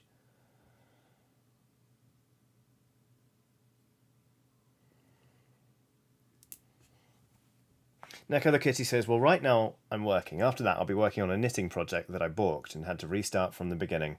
I have been there, Neko the Kitty. In fact, let me tell you the story about the first ever hat I knitted. I was learning to knit in order to impress impress a woman, because we sort of had a running joke between us about hats. And like we'd send each other links to like good hats that we thought were cool, and like I had a big crush on her, and I was like, I'm gonna learn how to knit, because I joked one day, I was like, I'm either finding this hat or I'm learning how to knit, and then I was like, why not I just learn how to knit? So I secretly taught myself to knit. And the good news in this story is that by the end of it, I could knit pretty well, pretty darn well. In fact, by the end of, well, not by the end of things, eventually I could knit without looking. I would just be like watching the West Wing and like knitting away. But you know how when you're like, wow, what was I doing? That's what I was doing. You know when like with a hat band, you do several rows of knit 2, purl 2. I think it was when I was doing this. So you do like knit 2 and then you purl 2. You need to move the yarn over the top so it doesn't get jumbled up. I didn't really think about that. I didn't really know about doing that. So what I was accidentally doing as I was doing these rows was adding stitches. And this problem grew exponentially as I went on. So, and I was like, what is going on? And I kept knitting and I was like, it's kind of hard to keep all of these stitches on my needles. Like, this is a hard job. And I was like, this hat seems pretty big. And I just didn't really think about it. Obviously, I should have been like, you're on your 3rd skein of wool, Johnny. I don't think you're getting this right. But I'd never knit a hat before. I was teaching myself in secret to impress somebody. And and I'm not joking. I showed my friend on Skype when it was done. It was like it was like this wide. It was like a dustbin lid. And it just went out. And I had even gone to the job of narrowing it back down so I could put it together. And I made a hat that was just like this. Like, it wasn't even like a fucking sombrero. It was meant to be a beanie. And it was like that. I showed my friend and she was like, why did you finish this? It was absolutely enormous. And then I unraveled the whole thing. And I didn't repeat my mistake, and I made a hat, and I got it done like that. And was like, oh, that was easy and quick. So then I made like 3 more hats because I had enough wool. It was very funny. Anyway, I did give this woman the hat, and she was thrilled with it, and she got me to knit one for her mum and for her grandma, which was very, very sweet. We did not end up going on a date, but you know what? That is fine. Because very funny story and like just hilarious. Also, she's just really nice. So yeah, good times. Sarah, if you're out there, you have no idea about the awful hat I nearly made you. Tee hee hee. Anyway, well, with that little bombshell, I've got 2 super chats to read out, and then let's go on a little 5 to 7 minute break, shall we? Yoms has done a super sticker of a Shiba Inu clapping, and there's text that says "Bravo!" And the Shiba Inu's got like little glints in their eyes, and they're like, and there are little sparkles around their head, like "Bravo!" But like quite deservedly, I feel like that's a mite sarcastic. Because it was a fool's errand. It was a real silly endeavour. I don't have pictures of it anymore, but I'm like, there was a picture of me holding it on my head and it was out here. So fucking funny. And then it's time to celebrate the first ever super chat from Stuart Coombs, who says, "Hey there, hope you're well. Just making homemade burgers. I hope you all have a wonderful night. P.S. Oxventure inspired me to DM. It is amazing." Oh, Stuart, I'm so glad. I hope you're having a really lovely time in your DMing adventures. That's very, very cool. And I'm really glad that Oxventure sort of gave you the nudge. That always makes me feel very, just humbled, frankly. So thank you. Right. Okie dokie. So now I've told you that story about the first time I knitted a hat. Let's take a 5 to 7 minute break. Where did I put my glasses? I don't know. I'm not wearing them. That's fun. Well, I know what I'm doing for the next 5 to 7 minutes. I'm going to try and find my spectacles. But what about you? Are you thirsty? Do you need to stretch? Are you hungry? Do you need a snack? Are you too warm? Are you too cold? Is there anything in the next 5 to 7 minutes you can do that will enhance your sense of comfort and make the rest of this stream more enjoyable? If so, go do it. Because that would be nice, and then we'll all come back. But don't worry if you're not going anywhere, because there's going to be a picture of my dog and some smooth jazz. So I will see you after the break. If I don't see you after the break, thanks for being here anyway. I hope you do stick around, but, you know, it's your life. Go live it. Go live it independently for the next 5 to 7 minutes, and then we'll see what happens. Back in a bit.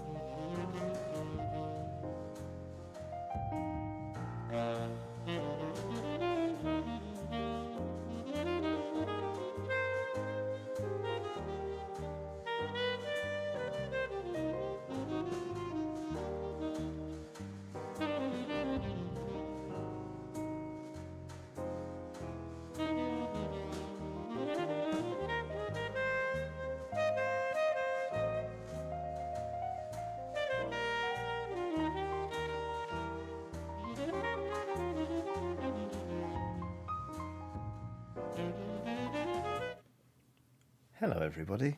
I tried to say that as calmly and softly as possible because sometimes I know I scare the shit out of people when I come back from break too quickly. So hi. Hope everyone had a nice break. It went quite quickly for me, I feel. Got some water. Got rid of some water. You know, just putzing about. Let's crack on with painting some orcs, shall we?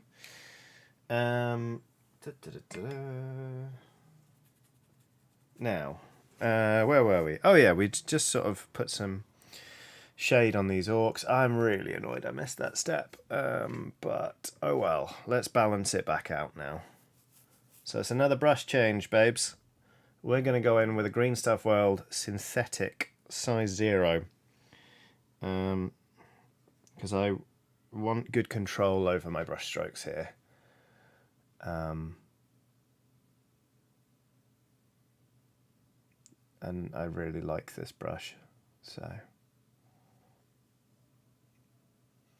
what my task now is, using the same mixer we did last time, I'm going around those raised areas, but I'm also just trying to tidy up any bits where that shade was poorly applied. Well, not poorly, but too broadly applied. Just try and tone it down a little bit. And then, I know you said that you couldn't take any more excitement today, but we're going to add more Ogre and Camo to this mix. And we're going to push this. We're going to push this another level. Snowiest Earth 72. I still can't.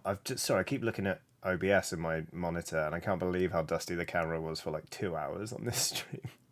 Snowiest Earth 72 has done a super chat saying, I recently watched the old Eurogamer Sea of Thieves vids and wish there had been a Johnny cam when Ian asked where to empty his bucket. Bailing the ship first time. I think nowadays, hopefully I'd be the first to admit that I didn't always have much patience with Ian.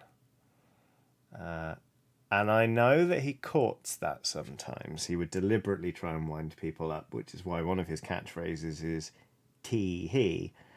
But the more time has gone on and the more I miss working with that guy, the more I realise it was genuinely funny.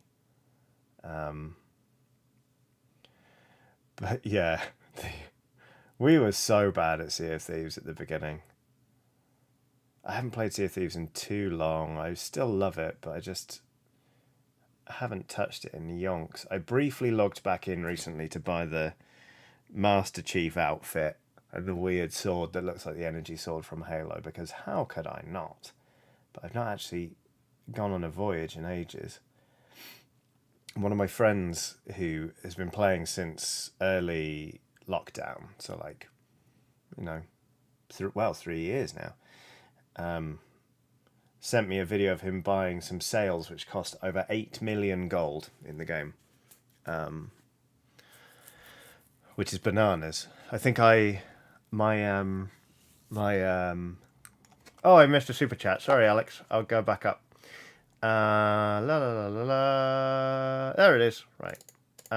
Sorry, Alex. I will read that out in just a sec. The most expensive thing I bought was the silly figurehead of the first crew, which was like 3.2 mil, but 8 something million. It was bananas. Really, hats off to my friend Paul. Anyway, Alex Simkin did a super chat eons ago, and I missed it like a cruel bastard. The super chat reads, need some TTRPG advice. I'm running a game of Star Wars 5e, brackets D&D, but Star Wars, tomorrow. I want the player to get involved in a space battle, but are new mechanics too much for a 3-hour public game? I'd say, yeah, probably. When you say in a space battle, like, do you mean they're in an X-Wing? Or do you mean they are on, like, in the cockpit of a larger ship, like the Falcon, or, all the way up to, like, a Star Destroyer or something? Actually, I feel like kind of the my answer is probably the same. X-Wing was my idea. Because, like, the reason I asked for the scale initially was, like, The way I've done it, say like with the Joyful Damnation in Oxventure, is like it's like how do you want to influence this ship? Like, do you want to bring a cannon to bear? Like does it need like so for example, like running out a cannon to be ready to fire would be like strength athletics. Reloading it would be dexterity, for example.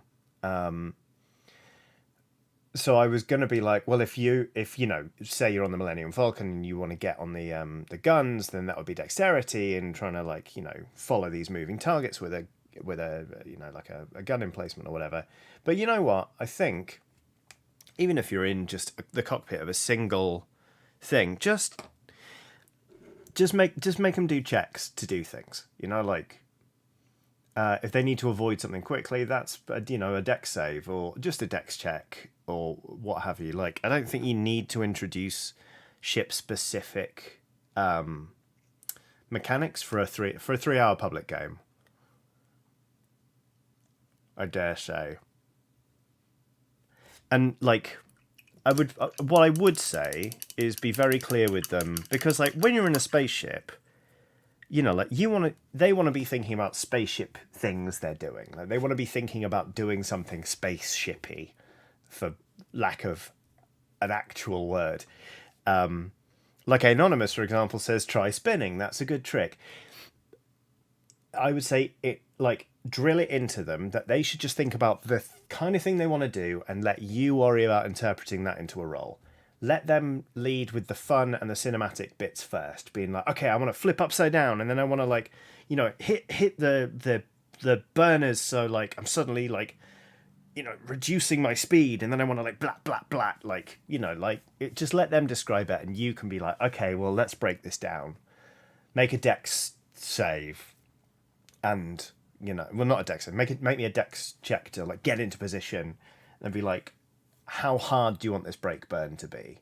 Because if it's going to be really hard, you need to try and stay conscious, so make me a con save or whatever. I think that would be how I personally would do it. But if something else feels right to you, then do it that way, That's the beauty of this, is like, it's your show. So,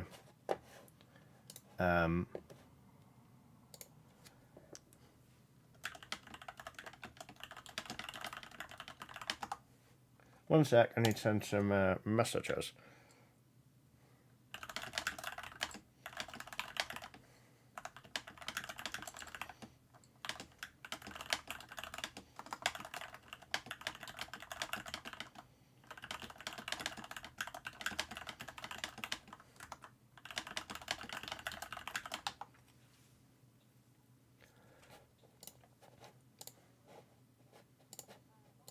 Thank you for your forbearance there. Right, it's time to make a bit of a mix. Brain. We need to mix more paint because it's running out on this palette.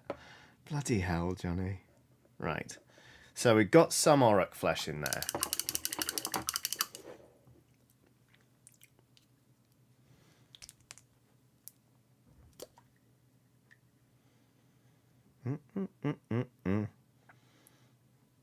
For fans of knowing what's going on in my ears right now, I'm currently listening to the latest Coheed and Cambria album, which is, I think, very good. You heard it here first, everyone. A bit more Ogre and Camo in there. And there's going to come a point where I just have to do straight Ogre and Camo, I think. Anyway, is that time now? Not quite. Rudy says, Johnny, did you ever read Hogfather? No, I started reading Discworld books and Terry Pratchett in general very late on. Started reading in like my mid-20s.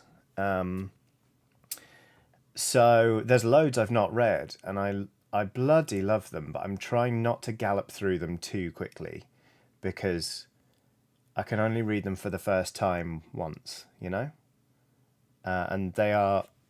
Discworld already feels very special to me, and it very quickly became special to me in a way that suddenly, like, all of the people I know who are encyclopedic on Discworld and sort of really grew up with those books, it makes total sense to me. I'm like, I get this now. So no, I've not got there yet, but I think it's coming up on that sort of time, I think. I'm almost out of Guards books, and I'm dreading that day. But it'll be nice to branch out into other bits of Discworld, I think.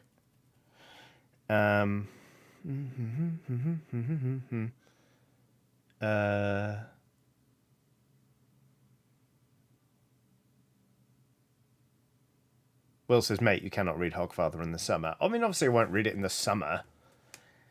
Haiku Rai says, what are those sprigs or berries tattooed on your left hand, Johnny? Those are sloe berries and some eyeballs, because creepy. But sloe berries are quite a bitter berry, but you can mix them with gin and sugar and make sloe gin, S-L-O-E, gin. And my parents have a very productive sloe bush, a couple of them actually, in their garden. So for years, they've picked the berries for me, or I've come home once or twice to pick them, and then I make sloe gin, and it's just a nice thing. So that's partly why I got it done. But also I just wanted, it's by an artist called Sophie Moe, who does really nice things with negative space and does really nice botanicals and also creepy stuff like eyeballs. So that's why I went for that.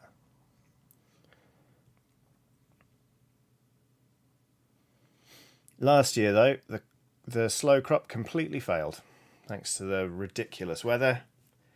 There were maybe 3 berries, so that's a shame. But I think I fell really far behind, so I think we've got the year before's berries still in a freezer, so it's fine, there's hope yet.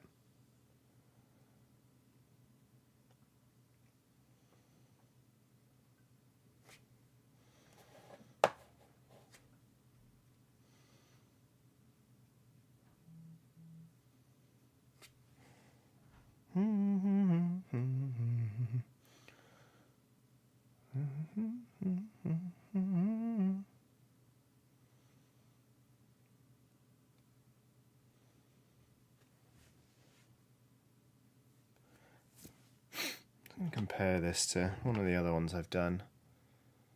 Yeah, it's not actually that bad.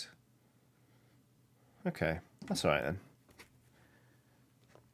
I feel out of practice, which is a shame, but hey, I've got the brush back in now, so I can just keep painting, can't I?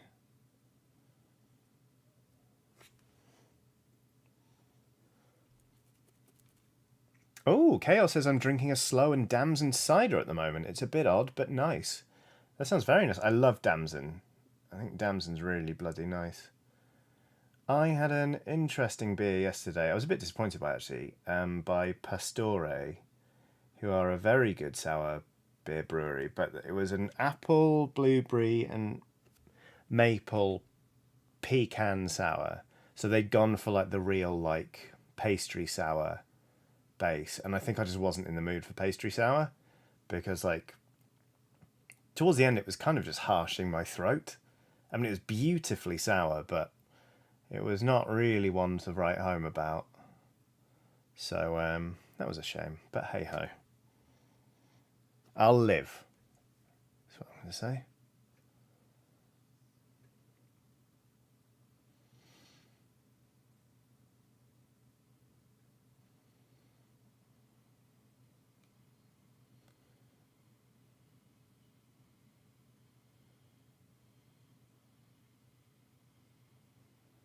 Oh.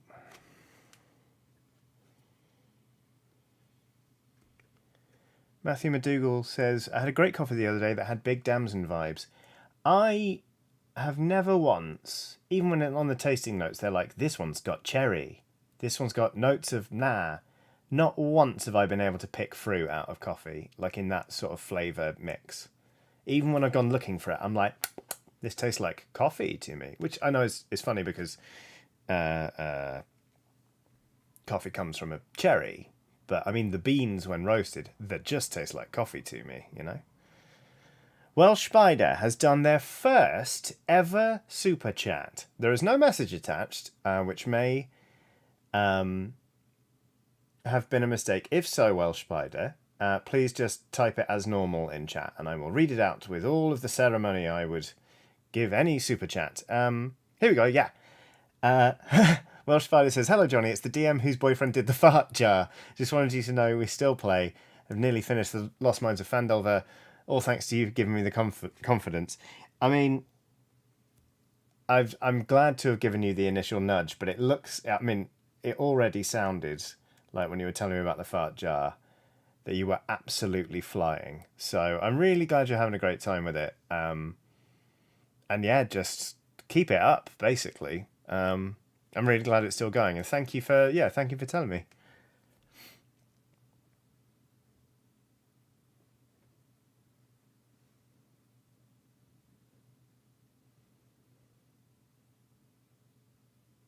Chaos says, "If you like sour, I got a load of Holy Goat beers for Will from work. Very tasty, mad stuff." I've been following them since they sort of made themselves known on the internet. I've still never tried their beers, but I'm very keen to because they seem great. I'm gonna have to come darken your doorstep one day, Kay, and be like, "I desire sours. Here is money." You know, like how commerce works. Johnny, please. All right, okay.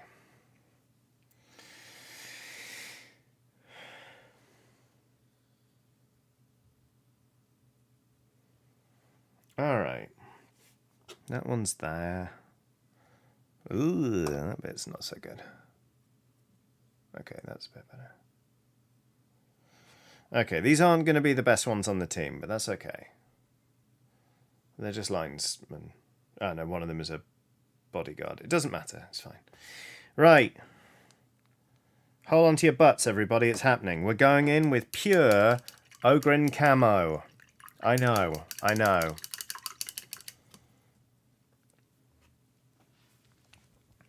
Will says you should absolutely come to Edinburgh for a sort of holiday break. Well, I can't give too much of this away because it's a super secret special project. But basically, there's a super secret special project that I'm working on with a couple of people, a couple of my favourite people in the whole world. And it requires some travel around the United Kingdom, shall we say. And I think Edinburgh would be very well suited to it. So I can absolutely see us going up to Edinburgh for a few days. And also just getting some fun stuff in there as well as the super secret special project. Sorry to be cryptic, but I want to launch this right. I want it to so yeah. Ah, Ronnie's in chat. Hey, Ronnie. You're talking about butts, I see. Good.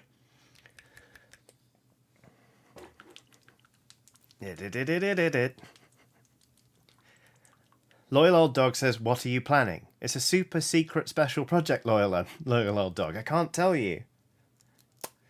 I've realised that basically I was painting with undiluted Ogren camo there, so I'm actually going to sneak a tiny bit of Krieg khaki in there. I know.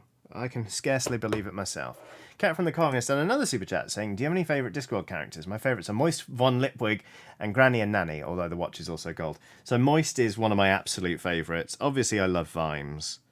I'm a big fan of CMOT Dibbler, and Detritus, and Angua. There are so many bloody good ones.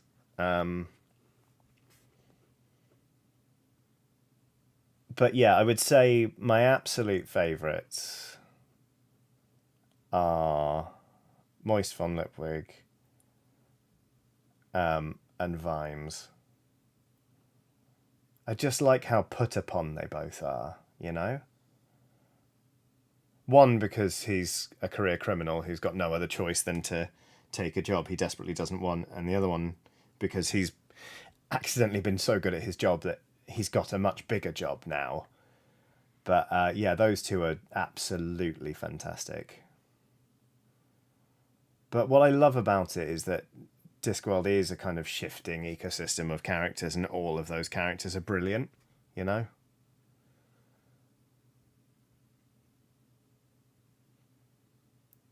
God, I want to read more Discworld now.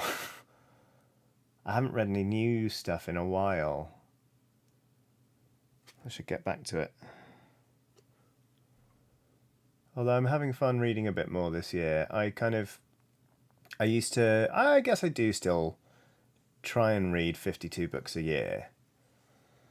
But life's been weird for a while, hasn't it? So I haven't actually managed it since 2016. It's funny, like 2016 I read something like 54 books, and then January 2017 we got Watson, and suddenly my amount of time for reading plummeted, and now it's recovering again.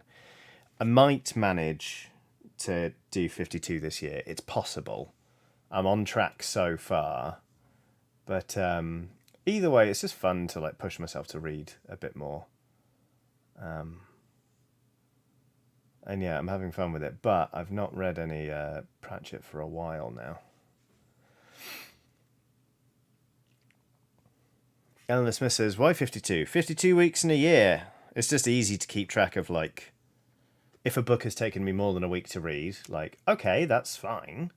But just keep an eye on that, because, you know, there might be some books that take me weeks to read, and then other ones that I smash through in a day or two. Or my favourite thing is reading all the way through long journeys, like, especially transatlantic flights.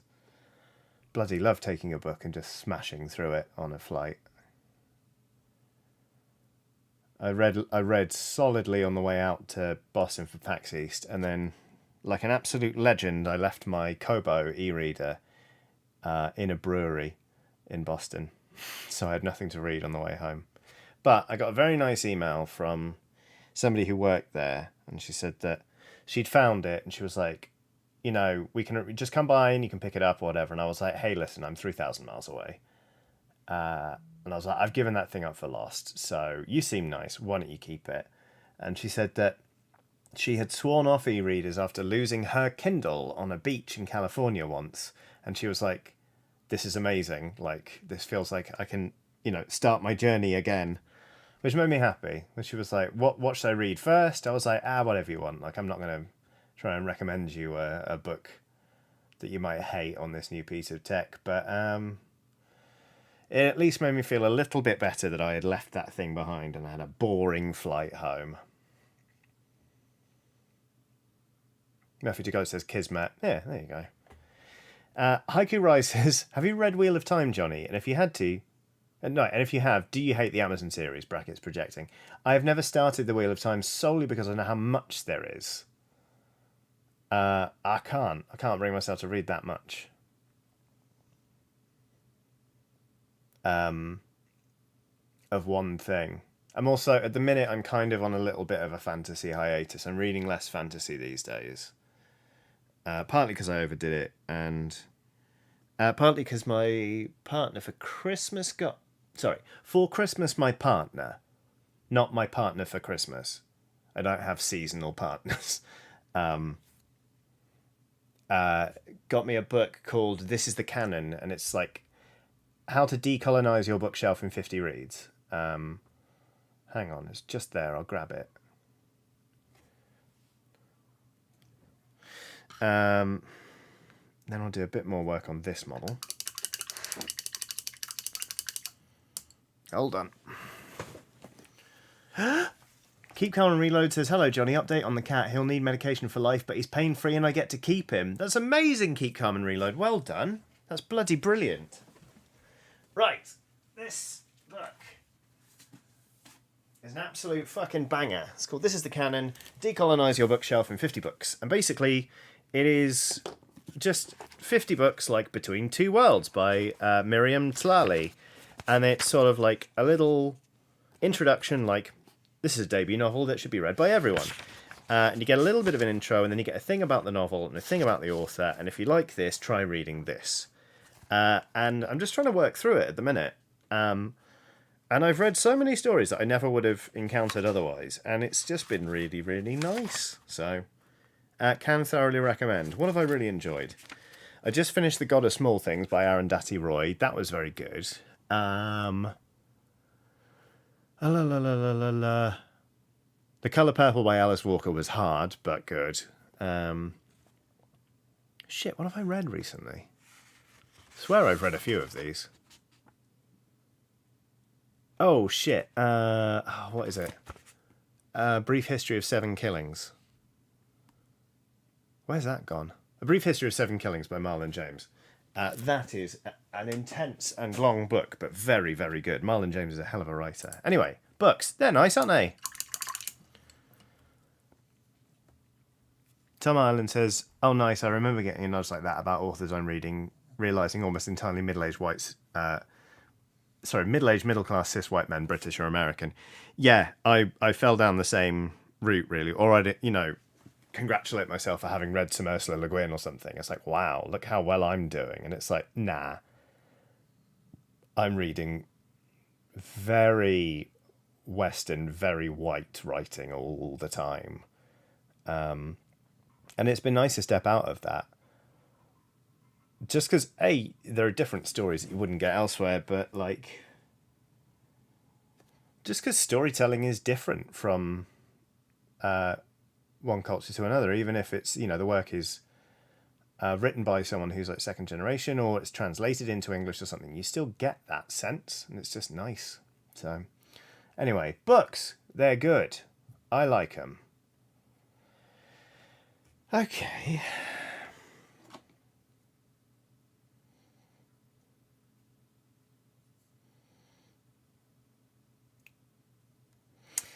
Yeah, okay. Just comparing these to the previous ones I've done. And they seem like a good match to me. But I'm not very happy overall with how they look. It's just quite irritating.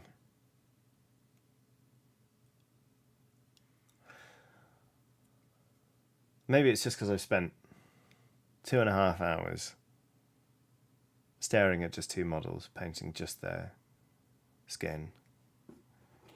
I don't know. Okay. Well, says the skin is absolutely fucking banging. Okay, well that's nice. I just...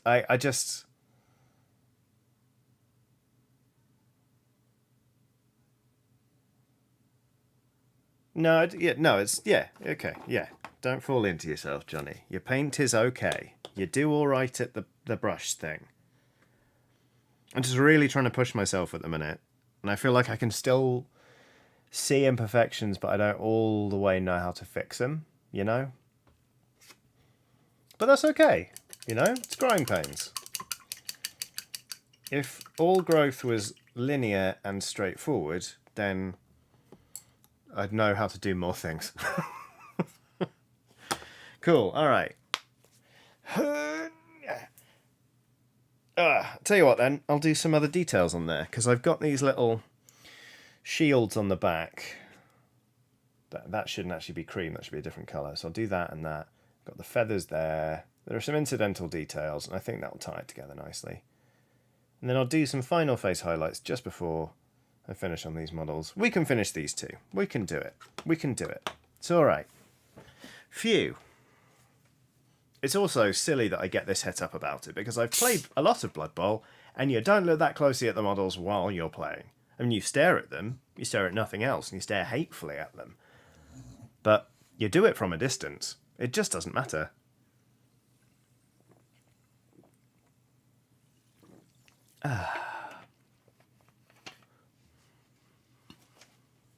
Right. Okay, cool. Welcome back to Non-Binary Person Looks Through a Box of Paints looking for a particular paint. Today we're in this box of paints. The little one. Full of all the Vallejo stuff. And the Pro Acryl. That's exactly what we needed. Hello Golden Brown by Pro Acryl. You're a good paint. There we go. Chaos says, be fair, you also stare hatefully at the dice. This is true. So much.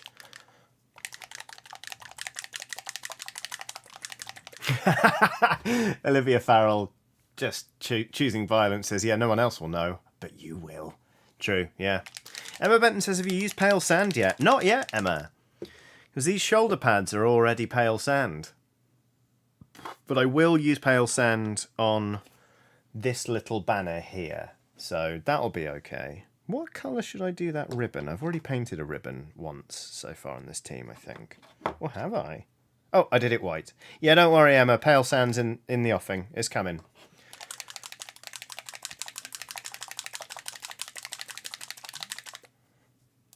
Yom says, pale sand was the primer. Got it. Nah. That is layers and layers of pale sand on those shoulder pads. I want them to look just quite clean. I mean, it looks ridiculous under this light, but... because it is enough white. It just looks like they've got quite spangly armour. Anyway, right. Gonna have a bit of golden brown on these details, and then we'll get the pale sand out. Emma says, great, carry on. We'll get the pale sand out because it's not right otherwise. And then, yeah, let's crack on. Good, good, good.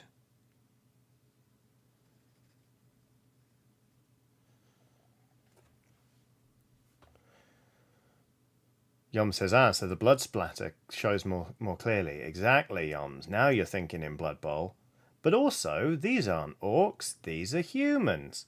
They're respectable and that. I want them to look pristine. To keep up the fiction.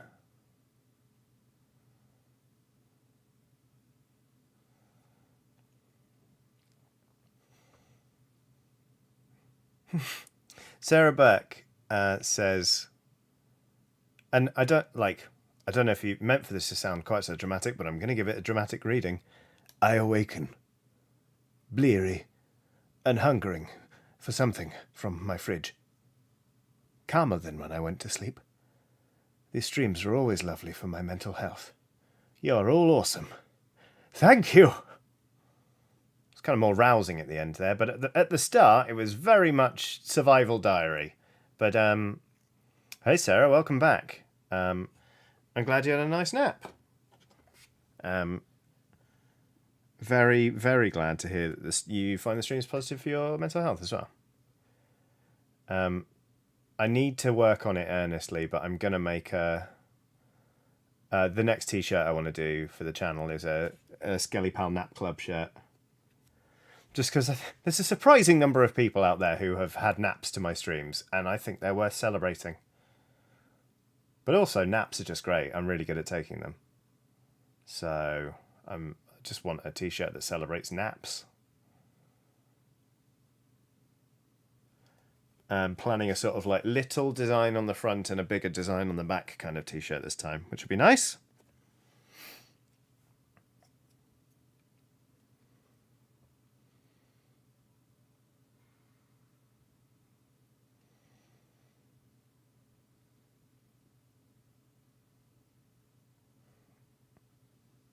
I'll see what, because you can choose the site I used for the Skelly Pals shirt, the Everpress. You can choose what kind of clothing you do.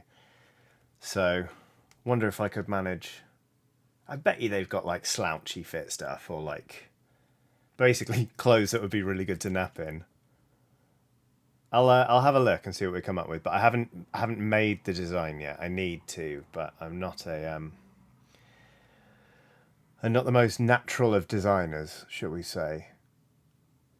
I think what I'm going to do is doodle on a napkin a skull design and pass it to my partner and say, make this look like it's not bum. We'll see, I don't know. Will says clothes that are good to nap in. Like waistcoats. I cannot think of many articles of clothing I would like to nap in less than a waistcoat. Firstly, they are like, for something sleeveless, they're sweaty little bastards. They're always made out of hot material. And second, just the buttons, I couldn't do it. Cyborg Penguin's done a snooper chat. Snooper chat? What's happening to my brain? Cyborg Penguin has done a super chat, which reads, greetings, just wanted to wish Johnny a belated congratulations on the channel's anniversary since I've got a new job. Hey, congrats on the new gig, Cyborg Penguin, and thank you very much. That is very, very kind of you. It's Still surreal that we've been at this for 2 years, but it is still an absolute delight. And I'm glad to be back painting. For crying out loud. Why did I leave it so long? Reasons, but still. No, I'm very, very glad to be back. Now, what have I done these other ones as? Oh, fun. Is that my first chest? I don't see... Right, okay. Look at the armour on this. You've got the cream shoulder pads. And then on the back you've got this sort of brownish, sort of golden brown shield, which is going to have the player number on it. But I don't know about this tape that's on the chest. Whether to have that...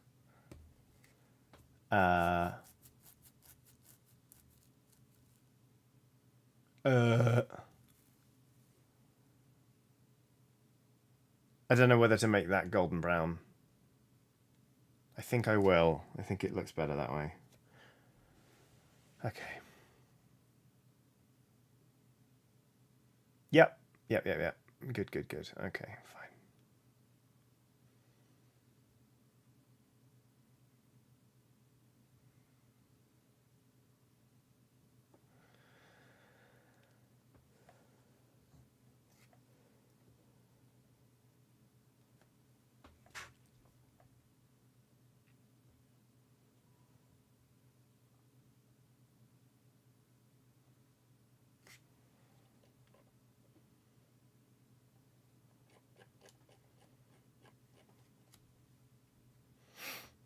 William Barry says, does the team have a sponsor to be put on that tape on the front? Be good fun to try and come up with one. Because I know there are like brands within Blood Bowl, like Bloodwiser, for example. But I reckon I can come up with something fun. Eleanor Smith says, you can make it texture like sun. Very good. Never a frown with Gordon Brown. Unless. Okie dokie. We're getting there on these, aren't we? We're nearly done with them.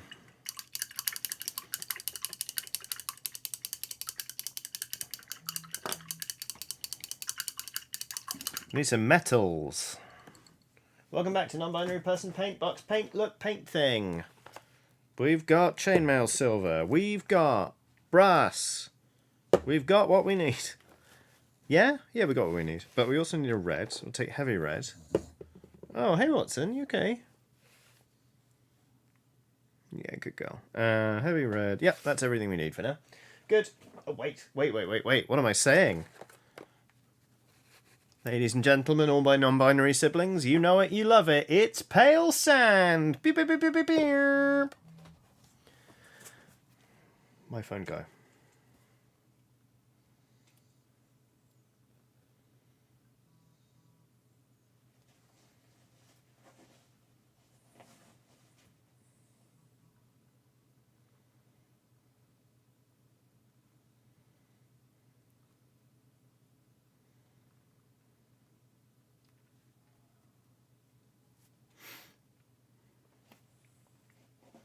All right.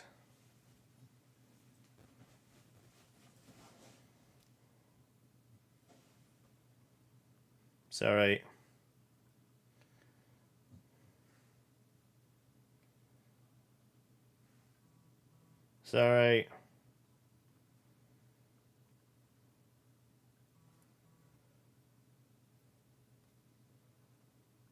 Okay.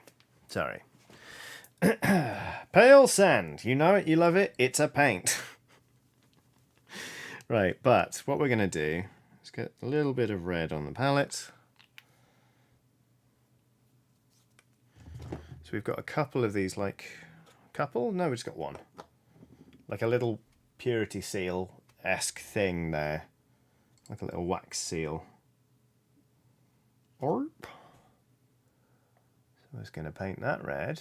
And then we're going to make the little banner underneath more pale sand than it is right now. We're going to shade it a touch and then put more pale sand on it. Then I'm going to freehand some writing on it. It's not going to look good, but it will look painted. I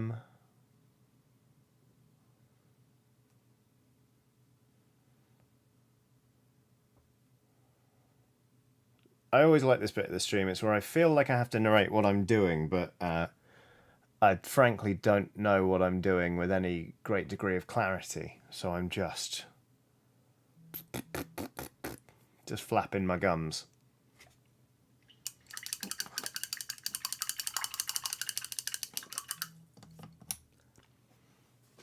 And my phone's going off under my butt.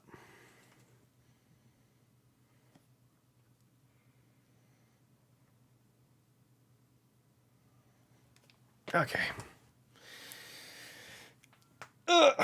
Right. Ooh, that was crunchy, wasn't it?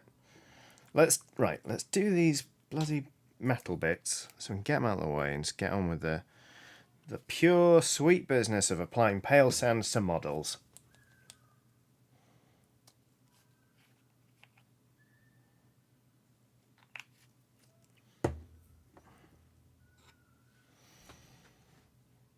Here we go. Right.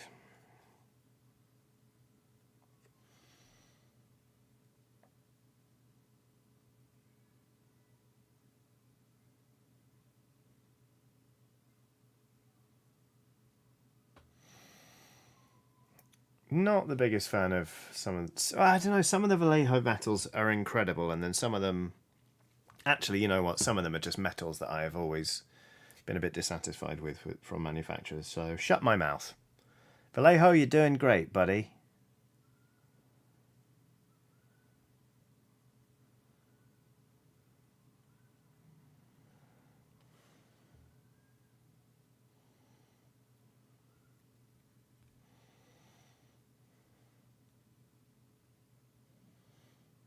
Okay, cool. King Kartoffel says, Pale Sand really does sound like it should be an item in a Soulsborne game, though. That is extremely well observed. That never occurred to me before, but now you've said it, I will never be able to unthink it. Very, very strong.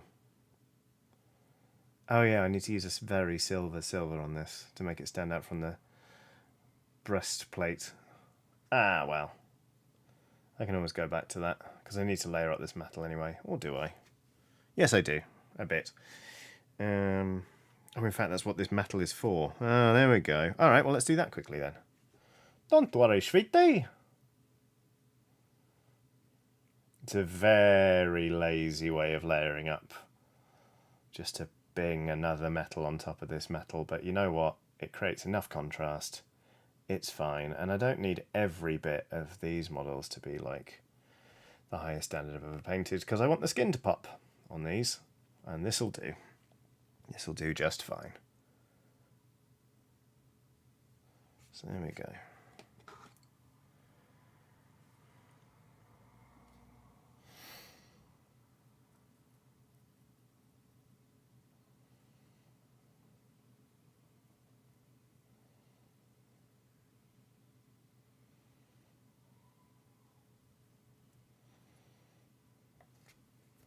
Snorpenbass says, honestly, Pale Sand sounds like a really bad, yet strangely popular American beer brand. Also very apt. I mean, I'm never not going to think of it as a Soulsborne item, but that is another very strong one.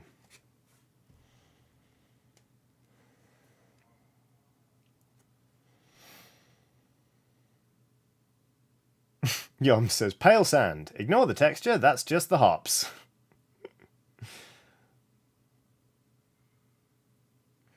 I remember one time getting an infected pint in Brighton. Just like they hadn't cleaned the lines and the beer tasted absolutely vile.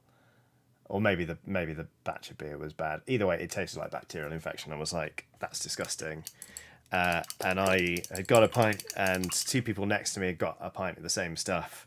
And I was like, don't drink that. That is really bad. It's infected. And they were like, one of them just went, oh, no, it's probably just the hops. And I was like, no, it isn't just the hops. And you know it's not just the hops. You're lying to yourself. But this was just before a play. So I was like, I'm not drinking. So I basically had a pint next to me for half of this play, and I was like, I'm getting that changed in the intermission because it's disgusting. But the others were like, well, I either drink this bad beer that just tastes like hops to me, or I go for half a play without a beer. Sure enough, he drank it.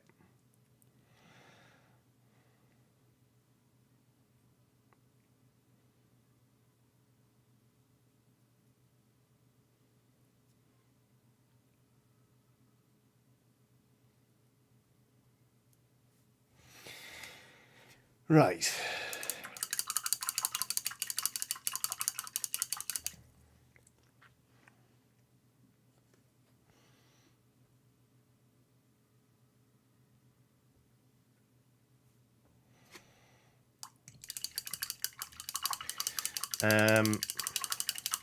Good. It's pale sand time, everybody. So my brain is falling apart.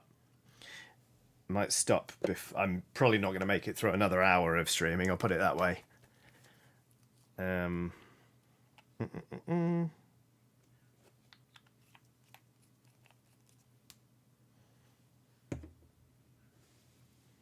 it's been lovely painting again. It's really nice to be back doing this.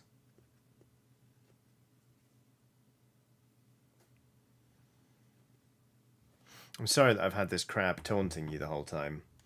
I'll try and print another one, and we can have like a crab stravaganza. And just get down with some lovely crabs. Paint some nice crabs on a stream. Paint some 3D printed resin models that resemble crabs on it. No, you know what? The more I say it, the worse it all sounds.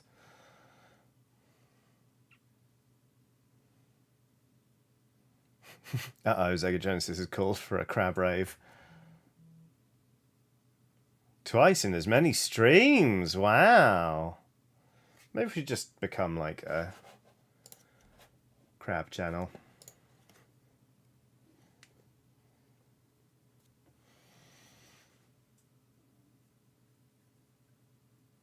I just think crabs are neat. I just think they're fun little guys.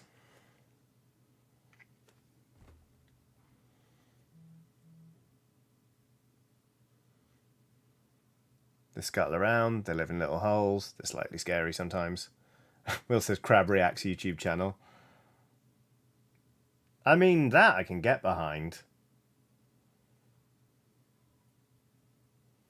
Like, whoa, look at this crab. That's a nice crab. Oh yeah, it's a proper crab rave in chat.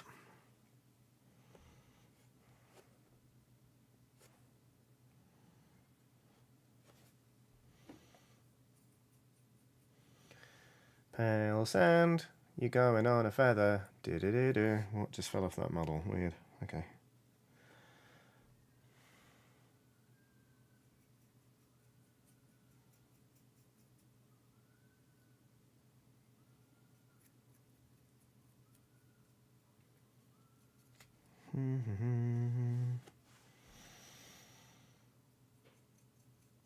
Crab reacts to Justice League trailer. Oh, a channel where a crab reacts. That's quite funny.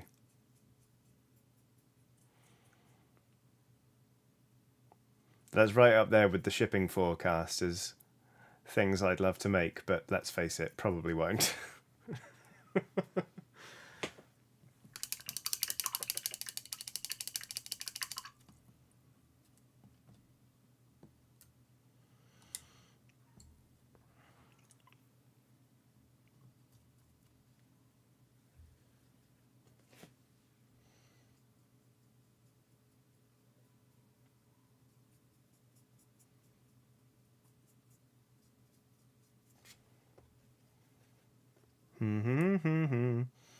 Pale sand.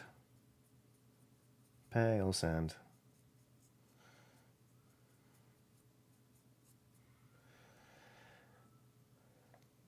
You know what? Right, with that pale sand applied, I think I'm going to bosh this stream on the head because I can feel my ability to speak English diminishing quite rapidly.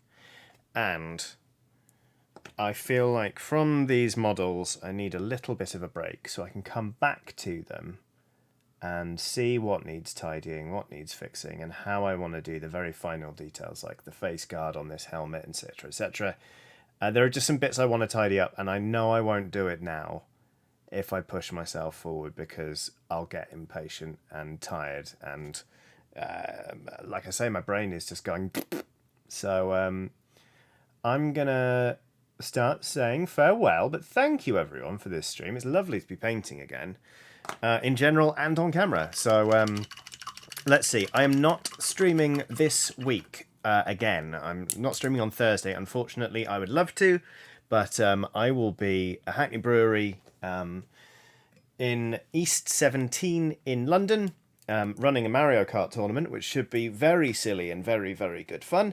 So please enjoy coming to that if you can make it. Or just enjoy having a Thursday where you can do whatever you want, which technically is every Thursday, if you're willing to be very disruptive. But anyway, this weekend there'll be new episodes of Pressing Chiodini, and then I'll be back again streaming on Monday, so I'll see you live in a week's time. But yeah, there's more stuff on the channel as well. You know, there's a Patreon. It's patreon.com/Johnny Chiodini. If you do want to support me directly and you feel able to, that would be lovely, but do not feel pressured. Just, yeah, thanks again for watching, and have a lovely day, you lovely lot. This has been really, really nice. So it's goodbye from me, and it's goodbye from these kit-bashed orcs. Have a good rest of your day. Lots of love. Bye. Goodbye. Bye.